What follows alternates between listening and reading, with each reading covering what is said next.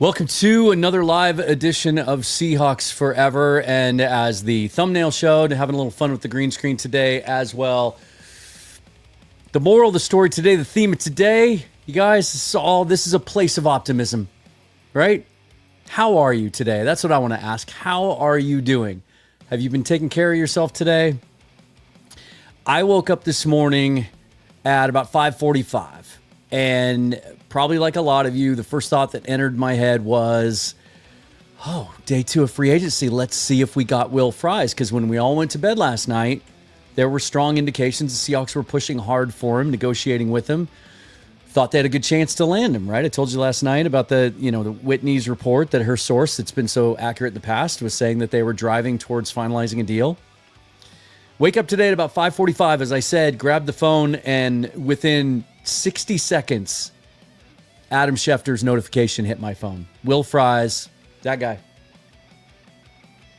$88 million over 5 years to go to the Minnesota Vikings, who seemingly are signing everybody. Had about the same amount of cap space heading into free agency as us, and signed 47 players to $100 million contracts. At least that's what it seems like from afar. So my first thought, this tells you how invested I am in all of this and in all of you.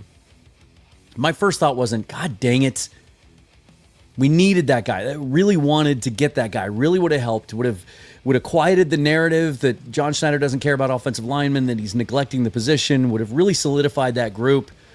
I made the argument last night that Sam Darnold and Will Fries, if you had wrapped up those two in the first 24 hours of free agency, we're good. It's a success. We can move forward, plug some holes, look forward to the draft, maybe make some trades. We're going to talk about all those possibilities today, but no. My first thought was, oh boy, people are going to be upset today. I'm going to have to wade into those waters. I'm going to have to dive into all of that anxiety. And if you follow me on Twitter at Seahawks Forever, you'll know that I was just as upset as y'all this morning. And I let you know. And I vented. And that's kind of what Twitter is for me sometimes, right? So it's a way to get it out in the universe so that I can release it. A lot of back and forth. A lot of helping each other. Some debating. A lot of support. Some arguing. Had to block some people. A typical day in the life of a NFL football team content creator. But as the day went along, my natural instincts kicked in. And if you've watched me or listened to me for any length of time, you'll know that I tend to lean towards the positive and the optimistic. Because at the end of the day, as much emotional energy as I have spent in my entire lifetime, upset about my sports teams, to a point that it would get in the way of just being able to enjoy everyday life. I've gotten a little older, a lot older, a little wiser. I'm able to see things in a little bit more perspective. It takes some time. Y'all have seen me tweet during the game and then how I react to it and analyze it after a game, right? Two different things. And today was kind of like that too. But there's more to the story. There's more to the story about Will Fries. I'll touch on that. And then there's more to the story about how to build this roster and get it to where we want it to be and to where the Seahawks need to be a contender. Because I'm here to tell you tonight, part of my obligation to you, I believe, is to give you all the information I can give you to try and get you to understand that all is not lost. That this team still has a chance to contend, to build, to get the final few pieces on this roster to make it a good one, because it's not that far away. And we're going to explore all of those ways. Because this is Seahawks Forever. Not Will Fries forever. Not Seahawks today. Not Seahawks March 11th. The season doesn't start on March 12th. There's a long way to go. Let's get into it. Welcome to the show. Welcome to the Seahawks Forever podcast. In-depth analysis on everything Seahawks. And now, here's your host, Dan Viens. Show is sponsored by the folks at Doer, built for doing. Lifestyle apparel for every occasion. This is their website. They have flagship stores in Denver and Los Angeles, but you want to go to shopdoer.com. And I don't know if you can see it up there in the corner. It's spelled D-U-E-R. These right here are my daily go-to. I know a couple of you have purchased them. These are the best jeans I've ever worn. I've spent a lot of money on jeans in my lifetime. And about 10 years ago, I discovered jeans that had stretch woven into them, 5 to 7%, typically, even with the big name brands, the really expensive ones. These are 20%. I mean, they stretch, they move with you. They're light, they're comfortable, they're versatile, but they're tough too. They can handle your daily chores and to-do list as much as they can, just going to a ball game or hanging around the house. And right now you can get 20% off your first order if you shop on shopdoer.com/forever. 20% off your first order. Shopdoer, DUER.com/forever for 20% off your first order with Doer, built for doing. All right, you guys. So just to kind of get back to where I was, the Will Fries thing. Let's start there, and then I want to get to some of your questions and comments right off the top, and then we'll get into some other stuff. Pretty emotional day among the Seahawks fan base, and for good reason, right? The offensive line has been a perpetual problem for 10 years. It's held so many promising teams back. You can make the case that going back 10 years, with the exception of the 7-9 team. And what was that? Was that 2021? That every other team since the Super Bowl came up this short of the playoffs. And the main culprit in most of those cases was the offensive line. Now, the last couple of years before Pete Carroll was released, it was a team effort. It was the offensive line and a sieve of a defense. And I think the whole thing kind of came more to light and was more pronounced last year because the defense got fixed. Second half of the year, it was a top 10 defense, kept us in every ball game, which only amplified the issues with the offense. And it wasn't just the offensive line last year, right? We had some offensive play calling issues and things of that nature. It's why Ryan Grubb only lasted 1 year. But it has been the perpetual. There's been a lot of Mariner Seahawk analogies today, right? A lot of John Schneider, Jerry DiPoto analogies. A lot of Jody Allen, John Stanton analogies being drawn. And they're pretty spot on. And the Seahawks offensive line has kind of become like the Mariners lineup. Like every year they promise us, Jerry DiPoto comes out and he says, you know what, we're going to be able to spend. We're going to be able to, if there's a guy out there that we think can put us over the top, we're going to be able to go out there and invest in him. I've got that commitment from ownership. And he'll tell us that. He gets us all excited. And then the rug gets pulled out from under him and it doesn't happen. And he comes out and he makes a bunch of excuses and he talks about how we were in on this guy. We talked to this guy. We talked to that guy. We just couldn't get over the finish line for whatever reason. That's kind of what it feels like in Seahawks free agency. It's been known for a long time that they don't like to, dive into the first day and spend the silly money. And there's plenty of it, especially when it comes to the offensive line. But this year felt different because, very DiPoto-like, John Schneider's tone and language changed this offseason. When he started doing his weekly radio show on Seattle Sports, he started telling us in a way that felt more definitive and much more pronounced that they were going to do something about the offensive line. He sat there on one show and flat out said, it's the biggest problem on the team. I'm aware of it. We have a plan. We're going to fix it. We saw what the Eagles did in the Super Bowl. We also saw what happened to the Chiefs because they struggled up front on offense. It's going to be taken care of. And then I saw John Schneider focusing solely on the offensive line for most of Senior Bowl practices. And then you see the list of the formal interviews that they could do at the Combine.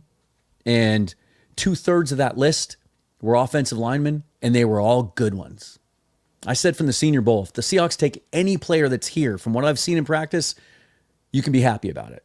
And all of those names on that list at the Combine were all guys that make the same case. Take any one or two of those guys, be happy about it, even if you haven't heard their name. And then he goes on the radio show and he says, I'm probably going to have to overpay this year to get it done. We have to be smart about it, but I'm probably going to have to overpay. It's that important. So what we know today is that Will Fries signed in Minnesota, 5 years, $88 million. And as soon as I saw the terms, I thought, okay, yeah, we probably weren't going to go there. We just don't do 5-year deals. This is something that they've been doing for a long time, even with their biggest stars. You know, rarely do they even add a 4th year. And so I just kind of figured that was the issue. And then I got some information, and there's a cool story behind it. I'm not going to go into all the details here. There is a video that I uploaded. It's about 12, 13 minutes long. You have to be a member to watch it. Even at the lowest tier, all members can watch it. It's available to members only on the site right now. So if you want to check that out, just sign up for the lowest tier membership or whatever, and you'll get all of the details. Pretty remarkable. Basically, the Cliff's Note version is I had 2 conversations with 2 different people about 15 minutes apart that are very connected and have very good sources tied to the organization. And they both reached out to me within, like I said, within 20 minutes, and they don't know each other. It's completely unrelated, and told me the exact same thing from sources that are not connected either, that are thousands of miles apart from each other and don't know each other. I hear things all the time that I can't share with you. In my former career, we had a great working relationship with the Seahawks, and I interacted with players and coaches and front office and owners and presidents all the time. The things that I have heard that I can't tell you, won't tell you, because it wasn't that kind of conversation. Because in my role in that former profession, had to respect the relationship. Don't want to jeopardize my reputation here. I promise you something, because I get accused of this anytime I even dabble in information. The clickbait accusation, right? You're just trying to be inflammatory and stir up interest so that I'll click on your show and you make more money. I will never do that. I assure you of that. I will never, ever, ever do that. If I hear something that I think is compelling, but I'm not sure about the source, or I can't confirm it through another source, I'll just eat it. I'll swallow it. I will not share it with you on the show. I will not tease things that aren't true, or promise you something in the title of a show and then not deliver it in a show. Now, I may do that inadvertently sometimes. Sometimes I'll tell you I'm going to talk about something early in a show and I don't get around to it. That's different. That's just me getting off on a tangent and getting lost. But I'll never deceive you purposely for clicks. I just won't. I refuse to do that. I get offers all the time. People reach out to me all the time. Hey, do you want to increase your followers, your follower count? You want to get some more views? You want to do this? You want to do that? I know how that works. I'm not going to do it. I'll take the slow way over the profitable way every time. It's because I want to build it the right way and not the fast way. And it's worked. You guys are a great audience. It's built steadily and slowly, but it's because the right people are attracted to the message. If I wanted to be a clickbait guy or a hot take guy, I could do that, and it might even blow the channel up a little more. I might make more money, but I wouldn't be happy because it's not what I'm into. And it would attract someone who likes that type of broadcasting. I just won't do it. But as a result, like my viewership, like my audience, all of you guys are great. Like sometimes we get into debates, but the troll percentage on Seahawks Forever is minuscule. And so I just won't do it. Plus, guys, I'm a former journalist. Like that's in my blood. That's my DNA. I'll never forget sitting in Glenn Johnson's class at Washington State University on day 1 at the Edward R. Murrow School of Communication. And he writes on the board, he writes journalism, and then he writes objectivity. And we talked for 3 sessions about objectivity. It's not really the way it's done anymore. I get that. It's why I don't watch ESPN or Fox or any sports broadcasting unless it's a live event. I just hate that stuff. I can't handle it. And I won't do it to you. And then I worked in television broadcasting for 6 years as a journalist, a reporter. My first year, I dabbled in sports. They knew I was into it. And so the sports guy would use me whenever he could. And so I'd work like 70 hours a week. I'd do 50, 60 hours a week as a reporter. And then I would go out and shoot games on the weekends and help him with stuff. But my beats were agriculture and Hanford, the Hanford Nuclear Reservation, right? So my first year in the journalism business, like I had to learn to decipher really complex subjects and put them into understandable form and try to be objective and confirm all my sources and make sure that anytime I got a piece of information that was compelling or maybe controversial, that I got both sides of the story and go to whoever is the antagonist in the story and try to get their side too, or at least give them an opportunity to speak. Like that's my background. And that's how I try to approach this. Now, this is different. It's a lot more conversational and just my analysis, interviewing people, getting their thoughts and analysis. But at the end of the day, I'm a journalist. And so for me to share information like I did today, I had to be pretty sure of it. So just take that for what it's worth, right? You want to fight me on that? Sometimes it's hard to resist answering that, but I'm going to try to be better at that and just ignore the people that want to fight me or just want to get mad at me, accuse me of lying. That happened quite a bit today. We saw it happen to Corbin and Peter Bukowski last week with the DK to Green Bay stuff. It seems like if people don't like the information they're hearing, they want to question the information because they don't want to believe it. And to try and drag a guy like Corbin that works as hard as he does and takes a journalistic approach to his job as well, just that was a real bummer. He was certainly vindicated because DK Metcalf got traded for a second-round pick about a week after Corbin said, and I know who his source is, it's a legitimate source, said that a second-round pick and a player were on the table from Green Bay. And so here's what we were able to confirm after that. And again, if you want all the backstory on that whole thing, how it all came down, and it's kind of cool, check out the video. The Seahawks did make Will Fries an offer. They did go to sleep last night thinking they had a done deal.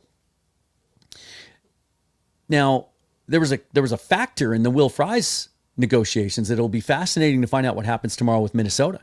He suffered a very serious injury last year, a broken tibia. And if you just Google Will Fries' injury, you'll find interviews with him. He was very uncertain. It was very, very hard on him the first few months of rehab.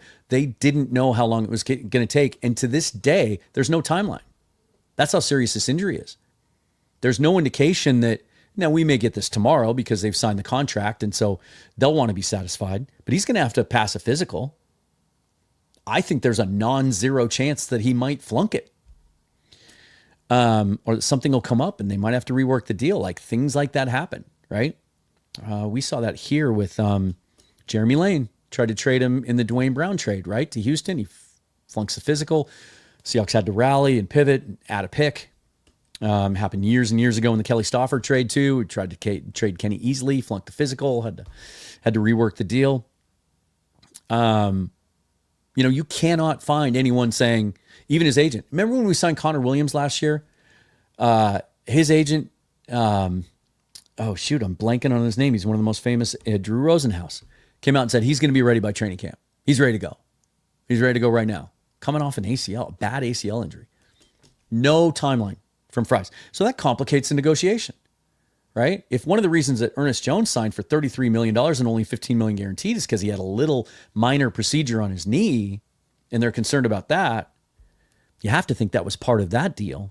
Then a broken leg that was that bad and you're not sure when he's going to come back, you want to hand a guy $88 million, you're going to try and get some certainty that he's going to be ready to go. The Seahawks offered Will Fries 3 years and $52 million. That was confirmed today by Corbin Smith, and I haven't seen if anyone else has corroborated it over the last couple hours, but it matches up with what I heard. You guys, that is the largest contract that a offensive lineman has ever been offered, let alone signed, in Seahawks history. If he would have agreed to that deal, 3 years, $52 million, exactly the same money they gave Draymond Jones a couple years ago, made him the highest paid defensive free agent they ever signed, he would have become the highest paid offensive lineman in Seahawks history. More than Dwayne Brown, more than Walter Jones. I get it. It was 20 years ago, so things have changed. Nobody's come close. 17.3, 0.4, almost $18 million a year. So the narrative that John Schneider won't pay offensive linemen, doesn't care about guards. It's wrong. It's just false. It's patently false. They tried to get Will Fries. He was their priority, and that alone should make you feel good. They targeted the right guy. They've done this a couple times in their past. Remember the TJ Lang thing? When it was reported he was coming to Seattle and then he had a change of heart at the last minute, re-signed in Detroit. They offered him a lot of money. Remember David Dielman? He was a really good guard for the then San Diego Chargers. In the prime of his career, he was a free agent. The Seahawks offered him a ton of money. I think it was it was a long-term. This is a long time ago, so they offered a longer-term deal. I can't remember the numbers off the top of my head, but it was a lucrative contract. He chose to stay with the Chargers because he wanted to finish his career there. So they've swung and missed now at least 3 times that we know of on high-value interior offensive linemen. They targeted the right guy. I'm not even so sure they didn't try to get Drew Dahlman. Did you see the report that he took less money to go to Chicago, that a team offered significantly more money than Chicago did, but he wanted to play for Ben Johnson? When a player makes a decision like that for those reasons, money doesn't matter. I mean, it does. He still got paid. But what makes you think the Seahawks weren't that team? Because if Fries was the guy they wanted from the get-go, why did we not hear any buzz about them working on a deal with Fries until later in the day? That stuff usually gets out. Agents like to get that stuff out there. They like to drum up that competition. I kind of feel like maybe they took a shot at Dahlman in the morning and then pivoted to Fries when that didn't work out. So that's where we stand with that. The fact they don't want to go 5 years, that's an organizational philosophy. There's some information in the video about how it may have to do with cash flow versus, balancing that out with the cap. The Seahawks were the dead last in the league in cash spending last year. There's some indications that maybe Jody Allen is preparing for a sale and just trying to keep her books in order. Regardless, I'm not here to talk about that tonight. They targeted the right guy. They offered him the right money. And Fries Camp came back to them this morning when Minnesota upped their offer and said, we want to be there, match this deal, and we're yours. But they wouldn't go 5 years. And as frustrating as that is, have you ever gone to buy a car and you get emotionally attached to the car? You test drive it. They're doing, your salesman's really good. He's doing all those things. Man, you look good in this car. Man, this is going to be so easy. Hey, dude, we got your deal. And they stick it down in front of you and it's way more than you told them you were willing to pay, but they make it sound like it's done. Did you fall for that? Or did logic kind of get the better of you and you walked away? I've done both in my lifetime. It's in that moment as a fan, it's easy for us to think you could have had him. Just say yes. But 5 years, $88 million for a player who only was good partway through his 3rd year. Really struggled. Didn't get on the field as a rookie. He was a 7th round draft pick. Tackle, Penn State, converted inside. Didn't really get traction until his 3rd year. Didn't look like a high-level player until this year. And then week 5, breaks his leg. So you have a limited sample size of a guy playing at a high level. And you have a very serious injury that you're not sure where that stands. 5 years and $88 million is a lot. That's a lot. And the other thing that's being reported today is that Minnesota's fully guaranteed money was well beyond what the Seahawks were comfortable with because of the injury.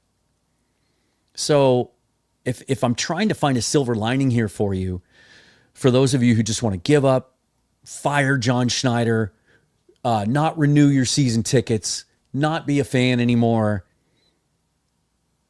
they took a good shot, a legitimate shot at the right guy.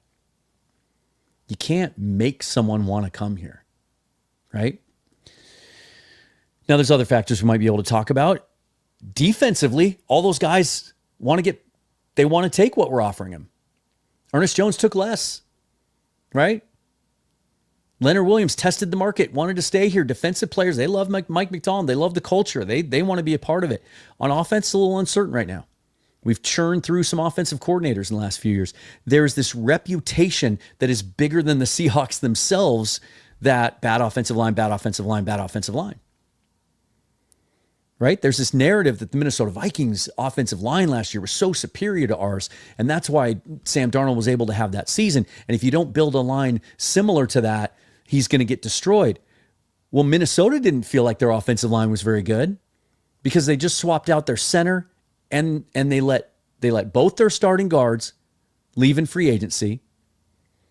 They're going to trade or cut Garrett Bradbury, their longtime starting center, and they brought in Ryan Kelly and Will Fries, teammates from the Colts, to upgrade their offensive line. So they didn't think that line was good. It's just that people don't let go of narratives. That reputation that they had a great offensive line wasn't the case last year. Dalton Reisner wasn't very good. Bradbury struggled. That's what killed Darnold late in the year, is interior pressure against the Rams. Likewise, the narrative that the offense in Seattle has never really been able to get out of their own way for the last 7 or 8 years because of the offensive line. And then on the heels of Geno Smith's surprising decision to not want to negotiate with Seattle and potentially, it hasn't been confirmed that he asked for a trade, but he didn't want to negotiate, kind of forced John Schneider's hand. And then DK Metcalf asking for a trade, wanting out. That puts just a little bit of doubt in offensive players' mind, right? Like, what am I getting into? The receiver room's a little light right now. They just made a change at quarterback. What's the future there? Those kind of variables do play a part. At the end of the day, though, it's dollars and cents, and the Seahawks made a strong offer. Very, very strong offer.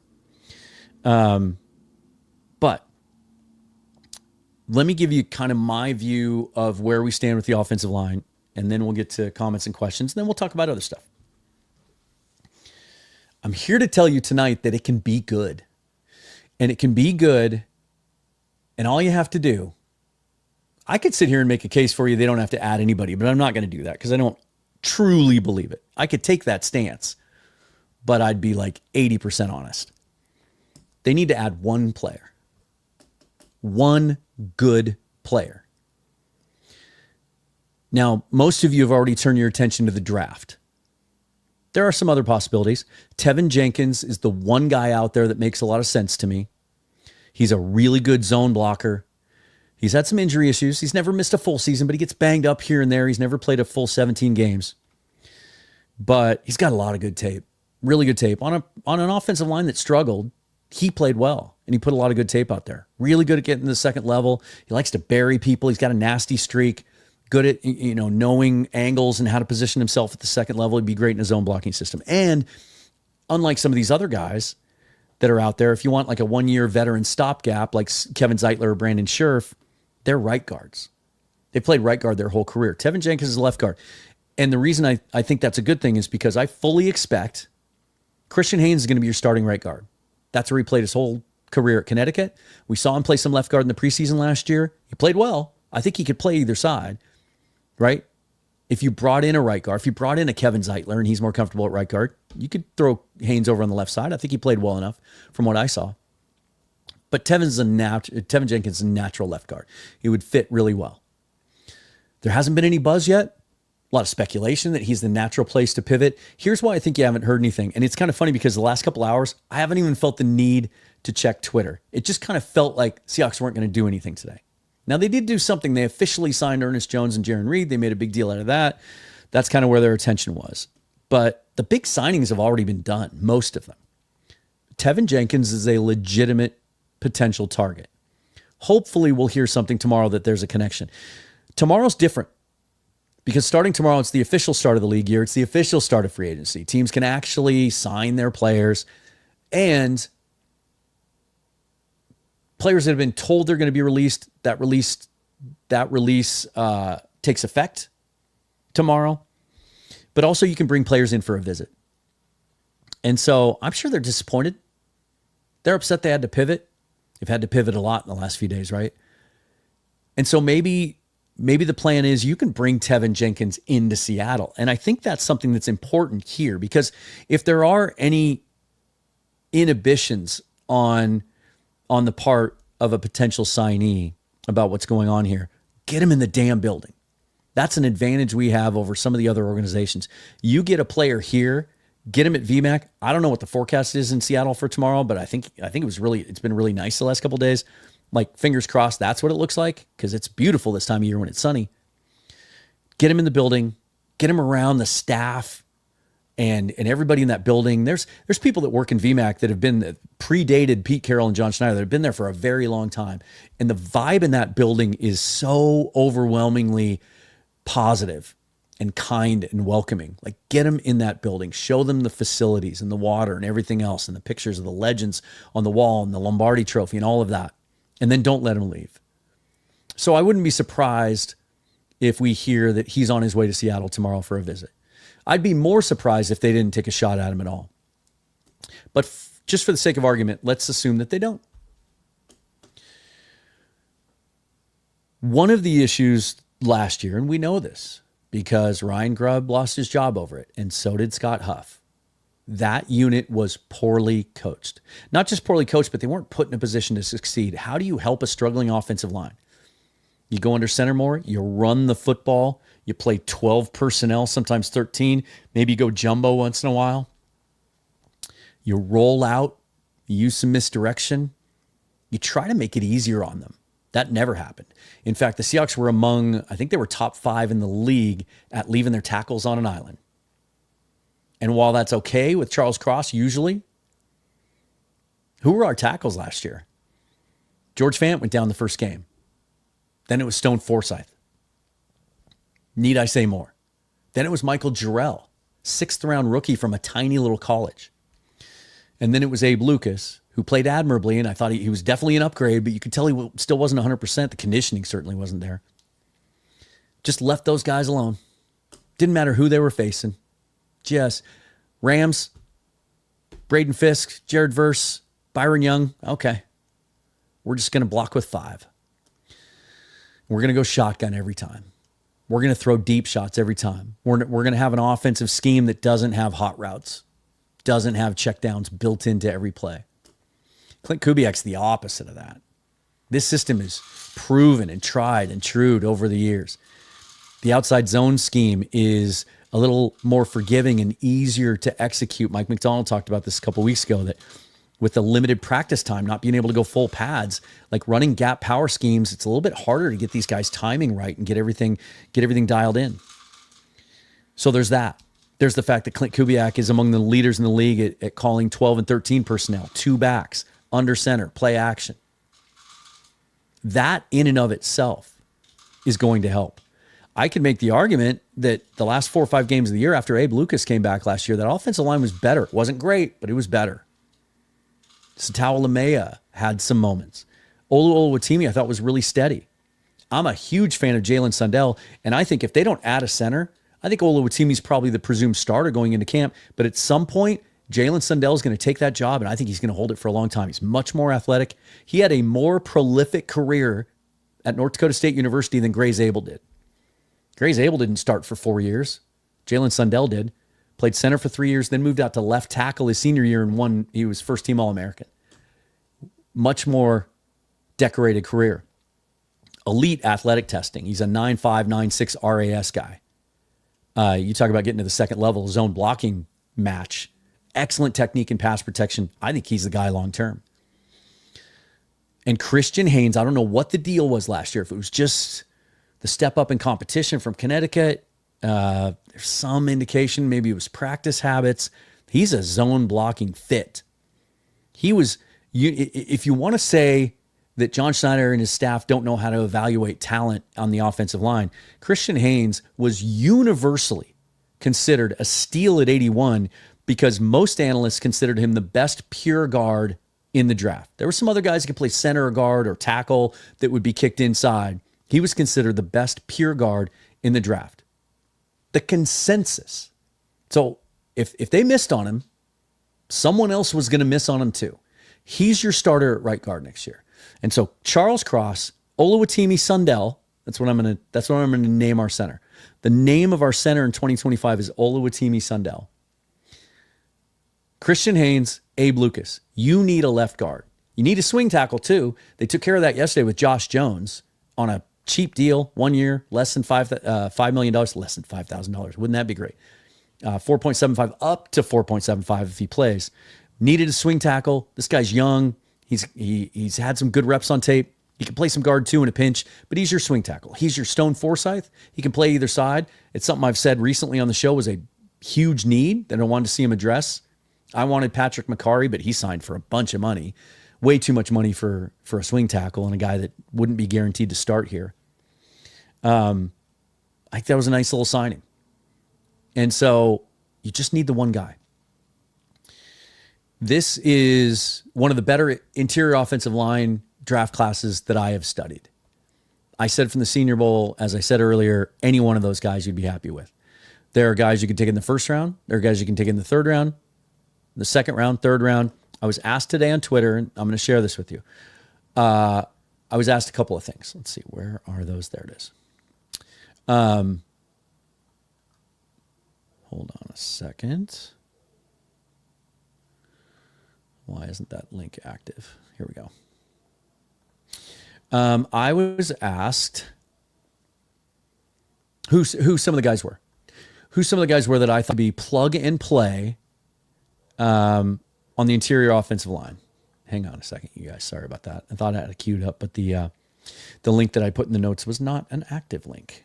That's not cool. Okay. So I put it in 2 tiers. Here's a rough list of draftable guards I feel good about being plug and play as rookies. Tier 1, Gray Zabel. And these are guys that I think will be available potentially at 18. Gray Zabel, Kelvin Banks out of Texas, can play tackle, but I think he's going to be better as a guard. But I like that flexibility. Donovan Jackson, Ohio State. Tate Ratledge. Ratledge is probably a second rounder.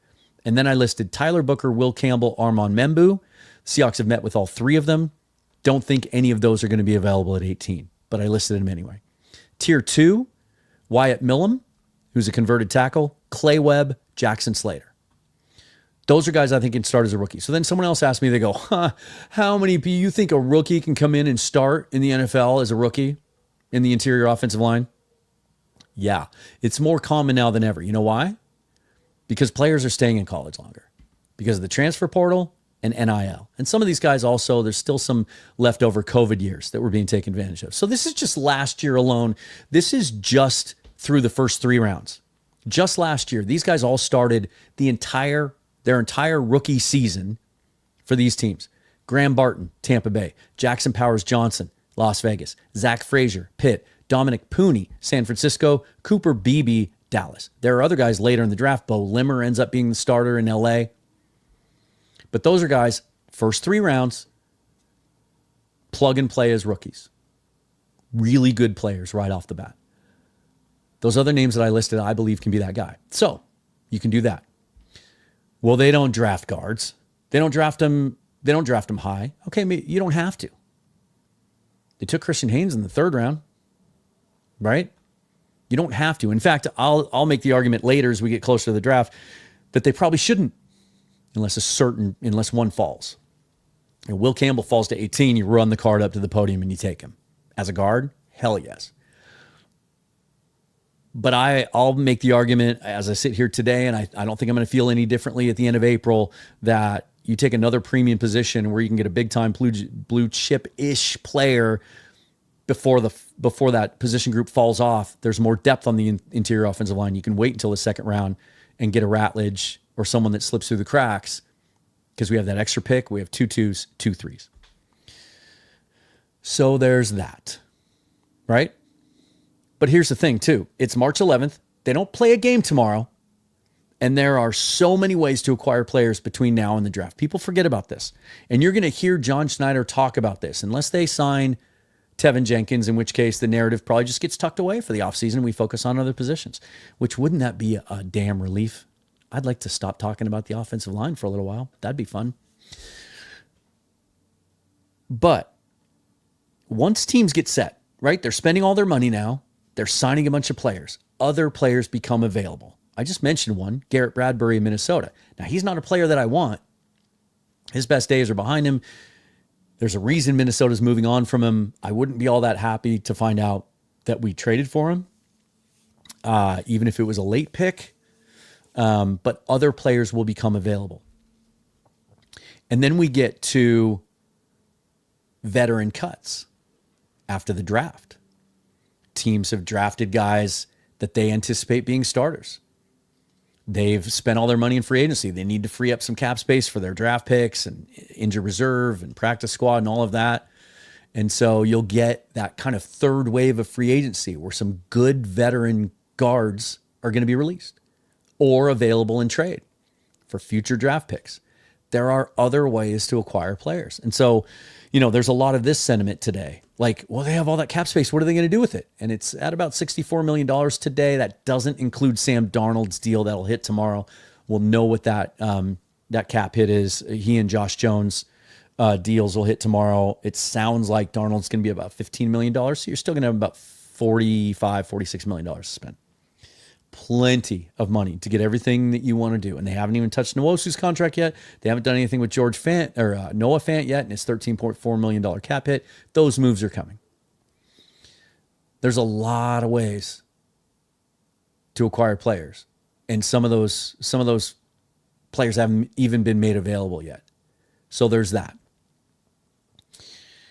That's where I'm at on the offensive line.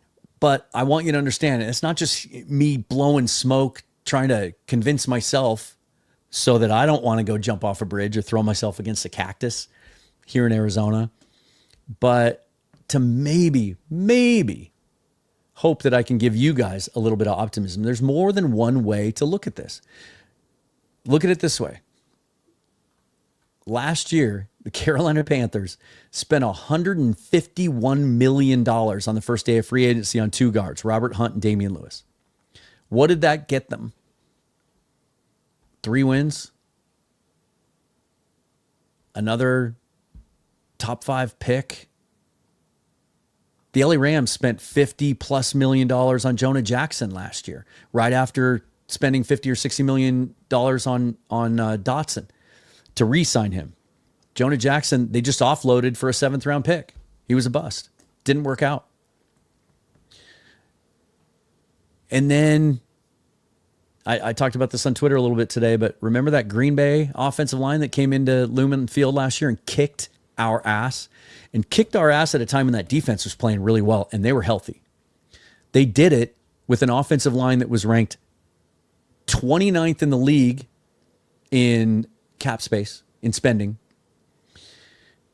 and was made up of 2 second-round picks, a 7th-round pick, a 3rd-round pick, and an undrafted free agent. No high-priced free agents. They went out this year, though, and signed a high-priced free agent, and gave Aaron Banks $77 million on the first day of free agency, early in free agency. Be thankful the Seahawks didn't do that. I'm sure if the Seahawks had signed Aaron Banks for $77 million, some of the fan base would have gone, good, we finally did it, until they saw him play. 49er fans, for as much as they're in shambles right now because players are leaving Santa Clara at an alarming rate, they were not sad to see Aaron Banks go.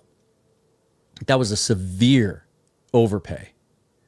God, who else? There was another signing that I thought was a really, really bad overpay. And now can't find it. If I think about it, I'll throw it out later. So, I mean, that's where I'm at with that. But I want you to understand, I'm upset too. I am. I'm upset that we're here, that it's still a problem. But one final point before I get to your stuff. I know I keep promising it. Offensive lineman, that position, I will argue, and it wouldn't be hard for me to find a whole bunch of other people to take my side on this.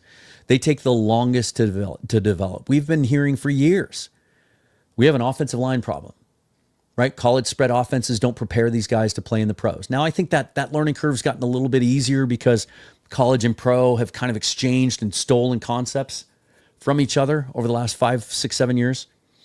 Plus, these guys are playing more in these last couple of classes. As I said, these guys are coming out of college now with 40 starts, 50 starts. They're more ready.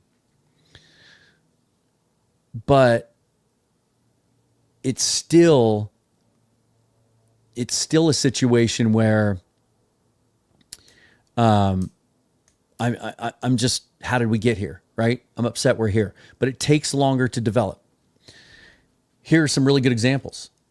The Seahawks just offered a guy the most money they've ever offered to an offensive lineman ever, And it took him 3 years to hit. He wasn't good his first year. He wasn't good his second year. He was okay his third year. And then he looked like a different player last year. Tevin Jenkins wasn't very good his first couple of years. Took him a minute, right? Robert Hunt got $100 million last year from Carolina. Wasn't very good his first couple of years. Christian Haynes is entering his second year. Satao Lamea is entering his second year. Ola Oluwatimi is third year. Jalen Sundell is second year. Anthony Bradford is third year. You see where I'm getting at? Some of these guys you want to spend a shit ton of money on 2 years ago were garbage or just couldn't earn playing time yet. So many of you now want us to pivot to Mekhi Becton. I'm not a fan. I don't think he's a fit, but I think a bunch of the fan base would be happy if we gave him $60 million tomorrow. He was a bust with the Jets. And then he goes and he plays between Cam Jurgens and Lane Johnson, two of the best of their positions in the entire league. Still struggled in pass protection. Go look at the grades. Watch some of the tape. He's got bad reps on tape every game. Really bad reps. He's got Lake and Tomlinson level bad reps every game. But kind of resurrected his reputation and played well enough on a good line. He's going to cash in for it now. But it took him a while. Christian Haynes, I believe, is going to be a very good player. I think the Seahawks starting center is on the roster. Unless they get Gray Zabel. Or maybe Jared Wilson in the second round. Abe Lucas is 100% healthy. Have you seen the workout videos? Have you heard him talk about it? No restrictions now. And he was a huge upgrade. He played well at the end of last year, even though, as I said earlier, it wasn't 100%. So I don't mean to belabor the point. It's just, I'm emotional about it too. And I'm just hoping that maybe we can all take a breath and wait, because I'll keep saying it. Season doesn't start tomorrow. It's not the final roster.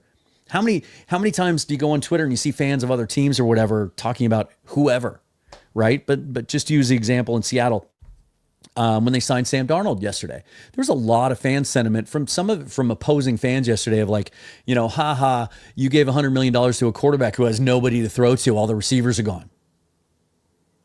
Today, a really reputable, respected, well, I don't want to use that term too loosely, but you'll see analysts and people that cover teams on Twitter that have tens of thousands of followers and do some good work that'll say, who's Darnold going to throw to? All he's got is JSN and that's it. Well, the roster's not finalized yet. All right. Maybe I've been delaying because I'm a little leery of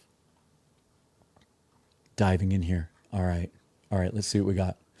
Jim Robinson. I'm super frustrated. I get it. Okay, here we go. Creme de la Pants. I love that name. Are you new to the channel? Thanks for being here. Love that name. I'm cautiously optimistic, even pissed off right now. Can't help it. That's where I'm at. I'm still pissed. I don't want you to think that I'm like sweeping this under the rug and shifting into denial. It's just, I know I keep referencing this, but if you've watched me for any length of time, none of this surprises you. I just have an analytical brain. And I've been around the game for so long that I know there's more than one way to get it done. And that nothing that ever happens on one day is going to impact how your season goes 6 months from now. It's just not. There's a lot of ways to pivot. And you know what? If you're a fan of a football team in March and you think they've got some weaknesses on their roster that are concerning, having top 10 amount of cap space available and 10 picks, 5 in the top 92. And oh, by the way, the Seahawks got some good news today. One of the comp picks became official today. And one of the picks, we thought we were getting a 6th rounder, became a 5th rounder. So we now have the 18th pick, 2 2s, 50 and 52, right? 2 3s, 82 and 92, a 4, 2 5s, a 6 and a 7. That's huge. 5th rounder instead of a 6th rounder. Seahawks have taken some good players in the 5th round before, right? I think maybe a couple Hall of Famers. Shane Turner, good to see you again. Always love this nighttime session because Shane can join us. Deep draft class at interior offensive line. Only thing that can save it. All right, let's go to the starred comment. Scott Cole, just getting that next man up mentality. What's next? Thank you for the $5 donation. Let's talk about that. What is next? Tevin Jenkins is an option, as I said. Mekhi Becton's an option, and here's where I stand on that. I just told you how I'm not a fan. I wouldn't be really happy, but who was his offensive line coach when he was with the New York Jets? John Benton. Long time, very good offensive line coach. Coached some of the best lines during the 49ers Super Bowl run, and I think it was like 2019, 2021-ish. Coached, with Gary Kubiak in Houston for 8 years. Some really good lines with Arian Foster running all over the place. If the Seahawks were to sign Mekhi Becton, it would indicate to me that John Benton signed off on it and that he feels like he can get the best out of him. And so if that happens, I'll pivot pretty quick. The other thing that is a little bit intriguing to me about Becton is, he was drafted to play tackle, even at 360 pounds, but he was drafted to play left tackle. He's even at that weight, I've been told, and Corbin was talking about this quite a bit today, for that size, like the reason he got drafted in the top 15 is he's an elite athlete. He showed in New York he can't handle left tackle, but at that size and frame, and now after having a little bit of success at right guard, I wonder if we were to sign him, he'd be a guard initially, but maybe he could play right tackle at some point because the Seahawks are going to face a decision at the end of this year. And if Abe Lucas comes out and he's 100% healthy and that knee is never an issue, and he's like, the Abe Lucas we saw as a rookie, then they're going to want to extend him, I hope. But if not, and they have to move on from him, and Michael Jarrell isn't ready, maybe Becton has that kind of versatility. So if they sign him, that's somebody that I'll get behind because of the Benton connection. Outside of that, it gets pretty slim pretty quick. Will Hernandez, Arizona, I've heard that name thrown around. He's a mauler. I don't think he's a zone guy. There's some names that you may hear along the way. Lucas Patrick is a guy, veteran, sort of reminds me of, think Evan Brown, right? Who Seahawks probably wish they hadn't moved on from him. He would have been really valuable. He played some really good guard and center for the Cardinals the last couple of years, just re-upped with them.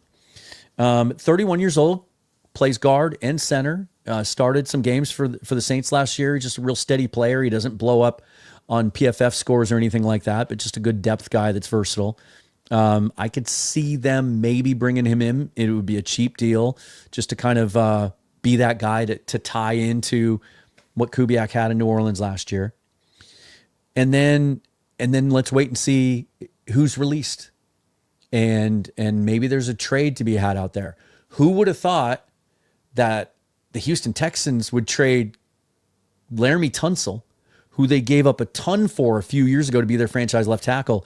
And then who was the other guy? Is it Kendrick Green? Is that the name? He was their first round pick a few years ago at guard. Traded him today. So there might be guys that become available now because the team went out and spent money and upgraded in free agency. And maybe, one man's trash is another man's treasure. Maybe someone else's cast off will become available. And then if that happens, the cool thing about that is if you sign one of those guys and he can come in and give you impact, then it doesn't count against the comp formula if you're concerned about that for next year. So those are just a couple of them. But outside of any names that we're not aware of getting released, we'll be looking ahead to the draft. And I'm really excited about this class. I really am. I'd rather be flying an X-Wing. Good to see you again. Thanks for the donation. Thanks for all the hard work and lack of sleep, keeping us caught up. I got 6 hours last night. No, 5.5. Felt pretty good after 90 minutes the night before.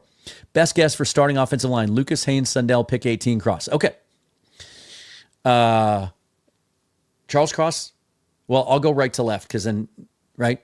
Abe Lucas, Christian Haynes, Jalen Sundell. Like I'm just going to go out and put myself out on a limb. Oluwatimi might be in the lead early on. At some point, I think Sundell takes that job and wins it. And then Charles Cross at left tackle. And if you're asking me to stick my neck out and make a call, Tate Ratledge at 50. That's my prediction. I think he's a great zone fit. He had a great combine, moves really well. He's a mauler. He's got a great kind of a throwback attitude. He's really respecting his locker room. He's a guy that would play, would start from day one. That's my best educated guess at this moment. How would you guys feel about that? How would you like that? And then I still think that, later on, like I'd really like to see him later on take someone that can play either both tackles, guy like Logan Brown out of Kansas, who I think's in that 4th, 5th range, who I really liked at the Senior Bowl, had a great combine as well. Maybe a guy like Jordan Travis out of Iowa State, or Ozzie Trapillo out of Boston College. Someone with starter upside, Jack Nelson out of Wisconsin, but can play both sides. And then there's a whole bunch of guys that can play center and guard that I really like later on, even on day 3. Clay Webb out of Jacksonville State. He was a big time recruit. Went to Georgia as a freshman, transferred to Jacksonville State, was an All-American there. Great zone scheme fit. Jackson Slater, you've heard me talk about him a lot. If you haven't seen, I linked it again today, but the interview that I did with him a couple weeks ago, great dude. Seahawks met with him twice at the Senior Bowl. They're the only team that did. He's from Bellevue, really strong, but athletic for that size, can play center and guard. Some people think he has as much upside as any center in the league. Jonah Monheim out of USC is another guy that I think will be there on day 3 that was really impressive to me. Didn't see him play guard. He only played center, but usually if guys can play center, they can play guard, usually, if they're built right, and Monheim is. So those are just a few names that I'll throw out there. And then Marcus Bowe is another guy who's, they're kind of insistent. They were at the Senior Bowl anyway, keeping him at tackle, even though he's like 6'4" and barely 300 pounds. Really, really great hand usage. He's a really fun player, but also an explosive athlete. To me, just seems like a natural guard, and some people have speculated he could be a center. He's a guy that I'd love to see him take in the second round too. If they took Marcus Bowe instead of Tate Ratledge, I wouldn't be that upset. I just think Ratledge is a more natural fit. So there's a couple of names. K-Jab, new YouTube member. Thanks for joining. You can now watch that video where I give details about how that all came together today. Pretty cool story about the 2 sources and how it happened. Very sort of like alternate reality, parallel universe kind of way that went down. Marvin Littledeer, new member. Thank you for joining. Welcome to the channel. Go Hawks. Dominic Scott, regular member. Good to see you. I think Jenkins and KJ would spark that interest and that fire fans want. Maybe even trying for someone like Hendrickson to add, but just a thought. Yeah, Tevin Jenkins, there's some injury concerns, and that's why I think it makes a lot of sense. Like, I feel good enough about the tape that if we find out tomorrow he's flying in for a meeting, feel good about it. Because I think if they're gonna fly him out, there's a good chance they'll sign him. And here's why too. We have more information now, right? Tevin Jenkins' agent knows that we offered Will Fries 3 years, $52 million, and that we had a chance to match, and we wouldn't do it. We won't go 5 years. He knows that. And so if Tevin Jenkins, if his agent has him come visit in Seattle, then they're going to know it's a 3-year deal. Now, maybe John Schneider, maybe the Seahawks don't value him the same way. Maybe they're not going to give him that same contract. But if I'm the agent, that's what I'm doing. I'm calling him up. And I'm going, hey, John, you give us that. Do you still have that contract drawn up? Can you just white out the name? And we'll write Tevin's name on there. I don't know if that's the case. They might not value him that much. They probably don't. But 3 years, $45 million? I don't know. I don't know what gets it done. But I think that would be the first move. Shane again, all valid points about helping the offensive line. 0 help last year. They could all be massively better with help. Right now, that's unproven and not enough. Yeah, and at some point, you guys, they got to stop the revolving door. Stop. Like, decide on 5. I thought that line was mismanaged in another sense last year. And it was usually Ryan that was talking about this. Mike McDonald would talk about it too, because he's the head coach and he talks about everything. But I think Scott Huff was in charge of this stuff. But they just kept flipping guys around during preseason. The fact that McClendon Curtis was running at right guard all throughout OTAs and training camp, at least until Anthony Bradford got healthy, instead of Christian Haynes, for example. And then McClendon Curtis doesn't even make the 53-man roster. Like, you got to have some vision. Like, put your 3rd-round rookie in there every day and get him those damn reps. Decide where you're going to play him. Like left side, right side. Figure out early in camp. And that's where I think the experience comes in. John Benton, Rick Dennison, all the guys are going to be evaluating that. I think they're going to try to determine very early on, here's my starting 5. Let's get these guys dialed in and ready to go. I think Y'all want to, not you all, some of you want to, the word malpractice gets thrown around a lot when it comes to Seahawks scouts, general manager, ownership. I think it was malpractice in the way that offensive line was coached and managed last year. They need to decide on those guys' roles early on. Get them dialed into their spots. Then later in the year, once everything's rolling, you can tinker. Let's give you a couple of reps on the left side. Let's try you at center, that kind of stuff. But you got to nail that down. Noah Lansing, what are your favorite day 2 receivers? Let's get into it. Let's talk about some other position groups. Couple guys that I really, really like. First of all, this is a conversation we're going to have over the next 5 weeks. Do not rule out receiver at 18. It's obviously a huge need now. It's a premium position, right? I don't ever want to hear about like, oh, I don't, it's a poor use of draft resources to take a receiver. No, it's not. And the way this draft class is lined up, very similarly to 2 years ago when the Seahawks got Jackson Smith and Jigba at 20, there aren't any big-time blue-chip wide receivers. Tetero McMillan out of Arizona is not considered a top 10 pick anymore. In fact, there are some who think he's not even going to be the first receiver taken anymore. He hasn't tested. He's not thought to be a guy that's going to test well at his pro day, not an explosive athlete. 6'5", long, huge catch radius. There's some indications that he doesn't run the best routes, a little lazy, a little slow on the route running, a little slow on the release sometimes if he's not the intended target. Does that kind of sound familiar? But a guy like Matthew Golden, that's known as an elite route runner, and then he goes to the combine, runs a 4.29. When his teammate Isaiah Bond was bragging he was going to run in the 4.2s, and he runs a 4.4.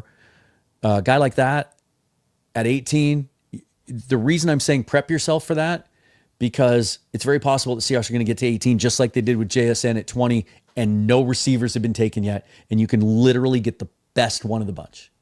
Emeka Ibuka, I think, is too similar to JSN. He's more of a slot guy. But you asked about day 2. There's some guys that I love day 2. I think that's where the value of this class is. Jaden Higgins is a guy that I absolutely love out of Iowa State. 6'4.5". He's tall. There aren't a lot of tall receivers in this class, but he's an excellent route runner too, which a lot of guys 6'4", 6'5" aren't.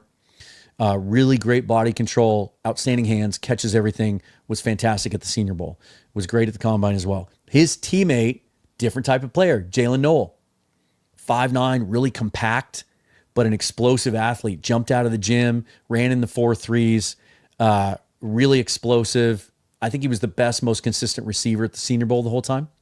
Jalen Royals, the guy I did a whole episode on. You can go back and look at that if you want to, out of Utah State. Another explosive guy. He's in the 4.3s, thicker lower body. So when I first saw him in Mobile, didn't think he could run fast, but he does. And just a yards after the catch monster. I think a very complementary skill set to what JSN offers. Trey Harris out of Ole Miss. He's had some injury issues, but 6'2", looks the part, dripping with traits, looks like a big-time receiver. Second round, Jack Besh. Jack Besh out of TCU, MVP of the Senior Bowl. We all know the story about his brother and everything else. The Puka Nacua comps, I think, are fair, except he's going to go in the second round, not the 5th. Very good route runner, very tough, wins the contested catches. He had a quote, something like, I don't call him 50-50 balls, I call him 75-25 balls because that's how many of them I catch. Tough, works over the middle, contact. Jack Besh in the second round, I think, would be a great compliment also to JSN. So those are just a few. Appreciate the question. Dogzilla Monster, good to see you again. $2 donation. Thank you. Jones plays multiple positions at the same time. You talking about Josh Jones? Or is that what I said? Is that what I said? Did I say he plays different positions at the same time? I do want to talk about the draft in a little bit and some other possibilities in the first round. So we'll do that. Here's what else had I planned. Oh, yeah. Going to talk about draft needs. Going to talk about a certain free agent that I think the Seahawks are going to sign the minute free agency officially starts tomorrow. And then also a big trade possibility that I think would kind of shock the world, but makes so much sense that don't be shocked if it happens. So just a little teaser. I'm going to get to that in a minute. Nick Coast. Let's see, where was that? I saw it pop up. There you are. Thank you for the donation. How do we feel about the tight end position, and what are the options in the first, second, or third round? This has been called by one analyst the best class since 2010. It's deep. It's varied. You've got some guys that are kind of receiver only that you're probably not going to ask to block a lot. A guy like Xavier Arroyo. Is it Xavier? Am I blanking on that? Trying to do all this stuff off the top of my head. Out of Miami. Really, really smooth route runner. Looks like a big receiver. Obviously at the top of the draft, Tyler Warren's not going to be there. If somehow, some way he slips to 18, that's another one that you sprint to the podium and you turn in the card. You take Tyler Warren and you lock up yourself an all-pro tight end. Colson Loveland could also be, he has all-pro upside. Not as much of an inline blocker, but an elite set of skills as a route runner and receiver. The issue with him, he's not going to be ready to go. It doesn't sound like week one. He had shoulder surgery, and it's going to take some time to come back from that. I think it was a rotator cuff.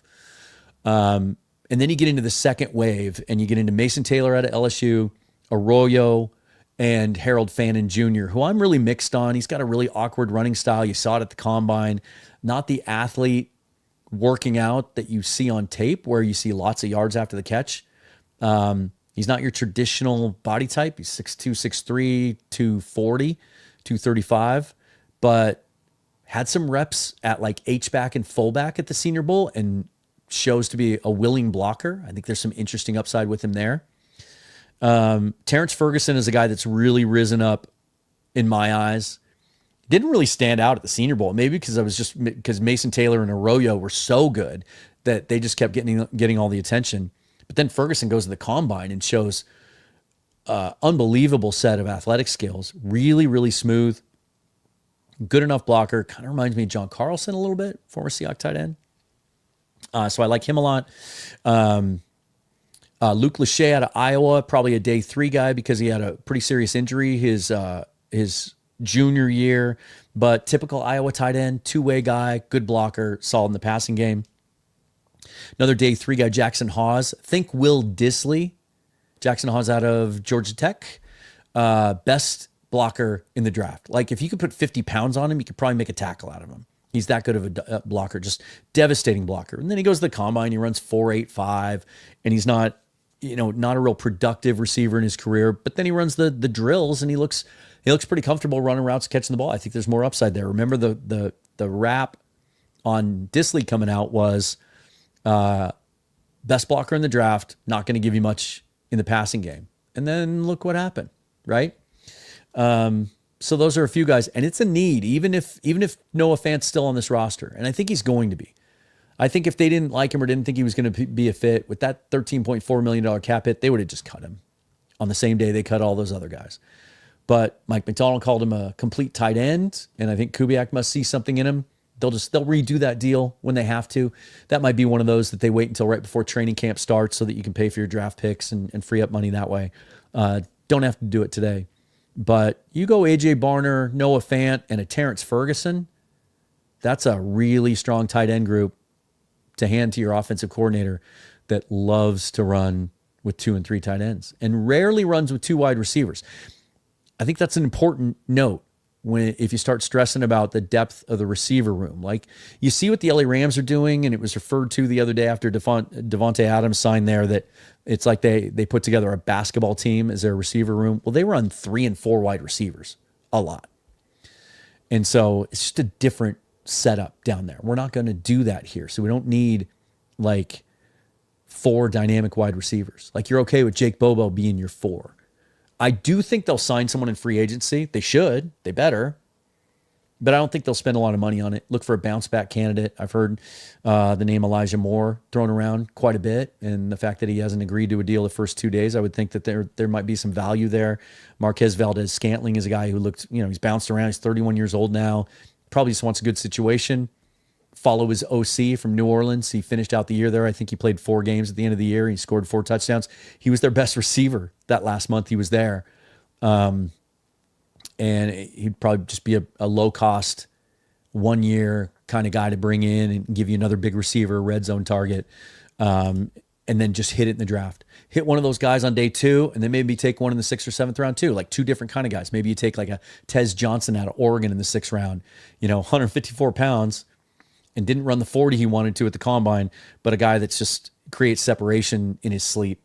Like he's really hard to cover, be a really, really fun slot guy to kind of be a complementary player to JSN and Marquez Valdez-Scantling and Jack Besh. How would you feel about that receiver room? Tez Johnson, JSN, Jack Besh, Marquez Valdez-Scantling. How would you feel about that group? Jeff Jennings, thank you for the donation. You're right on. Offensive line development lost a whole year. Yeah, it really did, unfortunately. But they didn't necessarily lose a whole year because you also get the year of the offseason, right? And a lot of work gets done there. So Christian Haynes has an opportunity to take a step forward this offseason because now he knows what's expected and he knows how to be a pro and he has access to the Seahawks training staff and a pro weight room and all of that. You can take step forwards as offensive lineman in the offseason. You can work on your footwork, right? You watch tape, all of that stuff. So I do think some of that is possible and should be expected, to be honest. This is from earlier when we were talking about our initial reactions. Amazing Mario Brothers. I said more than gosh dang it. I'm sure you did. So did I. Okay, let me address this a little bit, but then again, I want to divert you to that video because I want to keep this positive. And I'm not the only one to talk about this today. It's been out there. John Gilbert from Field Goals talks about this a lot because he's really good at that kind of stuff. Curtis Allen has touched on this before. There's cash and there's cap. The Seahawks always spend to their cap, right? They almost always max out their cap. But different teams, the way they structure contracts, there's a difference between how much cash, real cash, you pay up front. We're seeing it now with the San Francisco 49ers. They signed all those guys to those big, huge deals with all that guaranteed money, fully guaranteed money that they had to pay out early in those deals. And I don't know the workings of the corporation there, the organization, the ownership, but somehow they have strict budgetary restraints there. They're having to shed all these players because they're cash strapped. When you offer a player a $100 million deal with $60 million guaranteed, what are those guarantees? Is some of it guaranteed for injury? Is some of it deferred? Is some of it vested? Or is part of it a $15 million roster bonus on the start of the league year after your first year to go along with your $30 million signing bonus up front? So that's $45 million in cash in the first 12 months that you have to hand that player. The Seahawks, John Schneider's talked about this openly. They like to keep their cash and their cap equal. They like their virtual dollars to match their real dollars. Jody Allen apparently at times will step in and put the kibosh on big contracts. And it's happened enough over the years that John Schneider knows he has some limits. And so go watch the video. It'll explain the rest of it. It's not the kind of stuff I like to talk about. I just like to talk about football. It's a lot more fun. But there are growing indications that the Seahawks may be sold sooner rather than later. Remember that date? There was, after she inherited the trust from Paul Allen, there was a date baked into the paperwork where up until May of last year, if she had sold the team, she would have had to pay 10% of the sale price to the county. For an organization that's expected to sell for probably in the $4 billion range, that's what I heard today. So that's, what is that? Quick math. 400 million, right? Correct me if I'm wrong.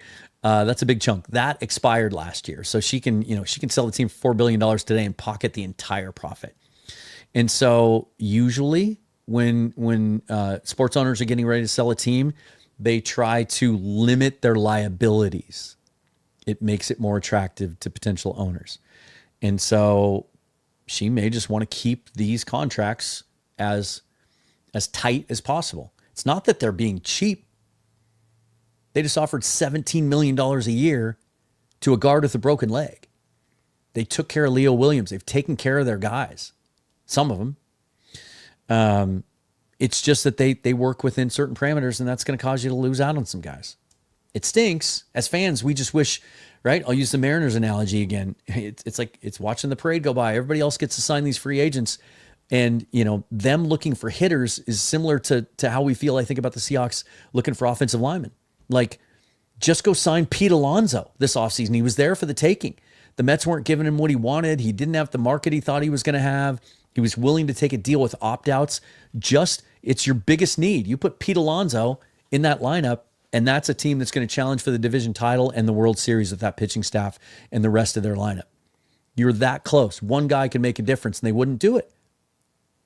Even though they're profitable and they had the money, they just refused to stray from their philosophy. In some ways, it's admirable. The best companies, the Fortune 500 companies out there, probably operate in a very similar manner. But this isn't a Fortune 500 company. It's sports, and we're emotional, and there's that element to it. We want to win. And we see what the Philadelphia Eagles are doing. They're kind of doing it the LA Dodgers way. They add void years. They defer money. They play around. It's going to catch up to them at some point, but they're so good at adding talent every year, even at positions that seem to be a strength, that they're always ready to move on from those guys, and they have someone to turn to. The Seahawks have tried to do that. They just, there were quite a few years there in the late 2010s where they just had a bad draft stretch, and it really robbed them of some of that depth that can develop and kind of save you some of that money and carry forward when you have to let guys go. So that's about as much as I want to say about that. There are other people that are a lot smarter. I'm going to have John Gilbert on the show Saturday or Sunday, so keep an eye out for that. And we'll talk about all this boring stuff. We'll talk about cash and what it means, and cap, and how contracts are structured and how they're paid out, and how you have to put signing bonus money in escrow and set it aside when you sign someone to a contract, so that it's actually there and it's safe and it's being taken care of. It's that whole side of the business. I'm not all that. I'm certainly not an expert, but there are people that are, and I'll get them on the show and we'll talk about that stuff. Hey, Bryce Coots. Hey, Dan, great show. JS seat will be boiling if he fails to add better talent in the draft. And I'm glad you brought that up. So a lot of this sentiment today. John Schneider needs to go. Needs to be fired tomorrow. This is the last straw. He has to go. Do you think Jody? I've had multiple people ask me today, do you think Jody will fire John now? No. in part because, as I just said, there is a good chance that she got involved in these negotiations. Now, I've also heard that like John agrees with the 3-year approach. He thinks that's the smart way to do it. And so he didn't necessarily go to Jody Allen and say, hey, 588 will get this done. He may have put the kibosh on it himself just because he agrees with that philosophy. But it's but this is what I'm telling those people.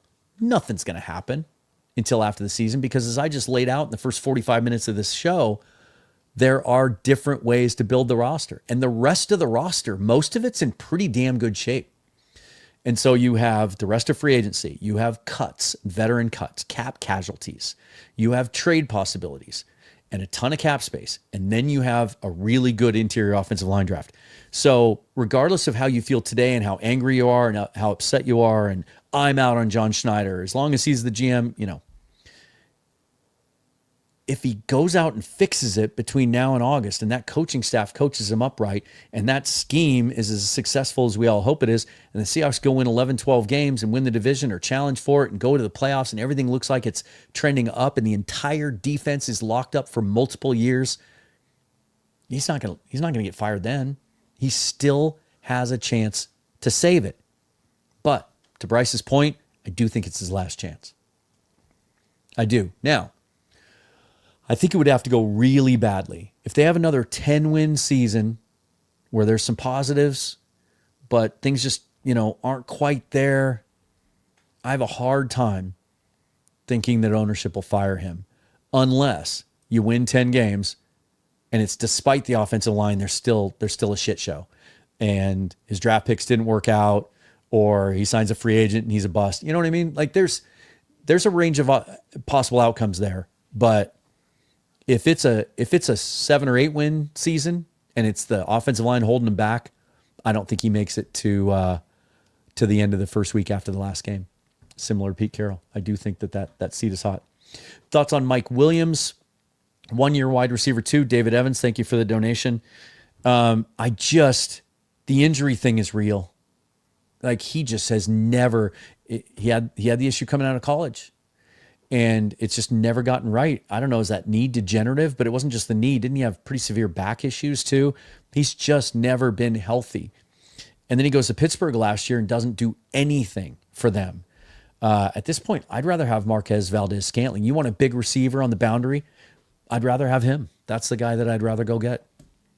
But is it a vet minimum deal where you bring him to camp and there's no, it's not guaranteed or anything? Sure. I would do that. I just wouldn't count on him.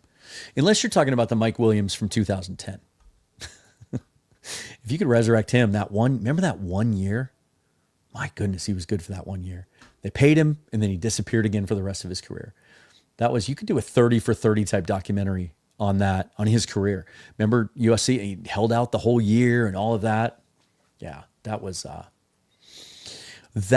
crazy. All right, let me scroll down. And I apologize, guys. I love it. There's so many of you in here. I can't get to every single one, certainly.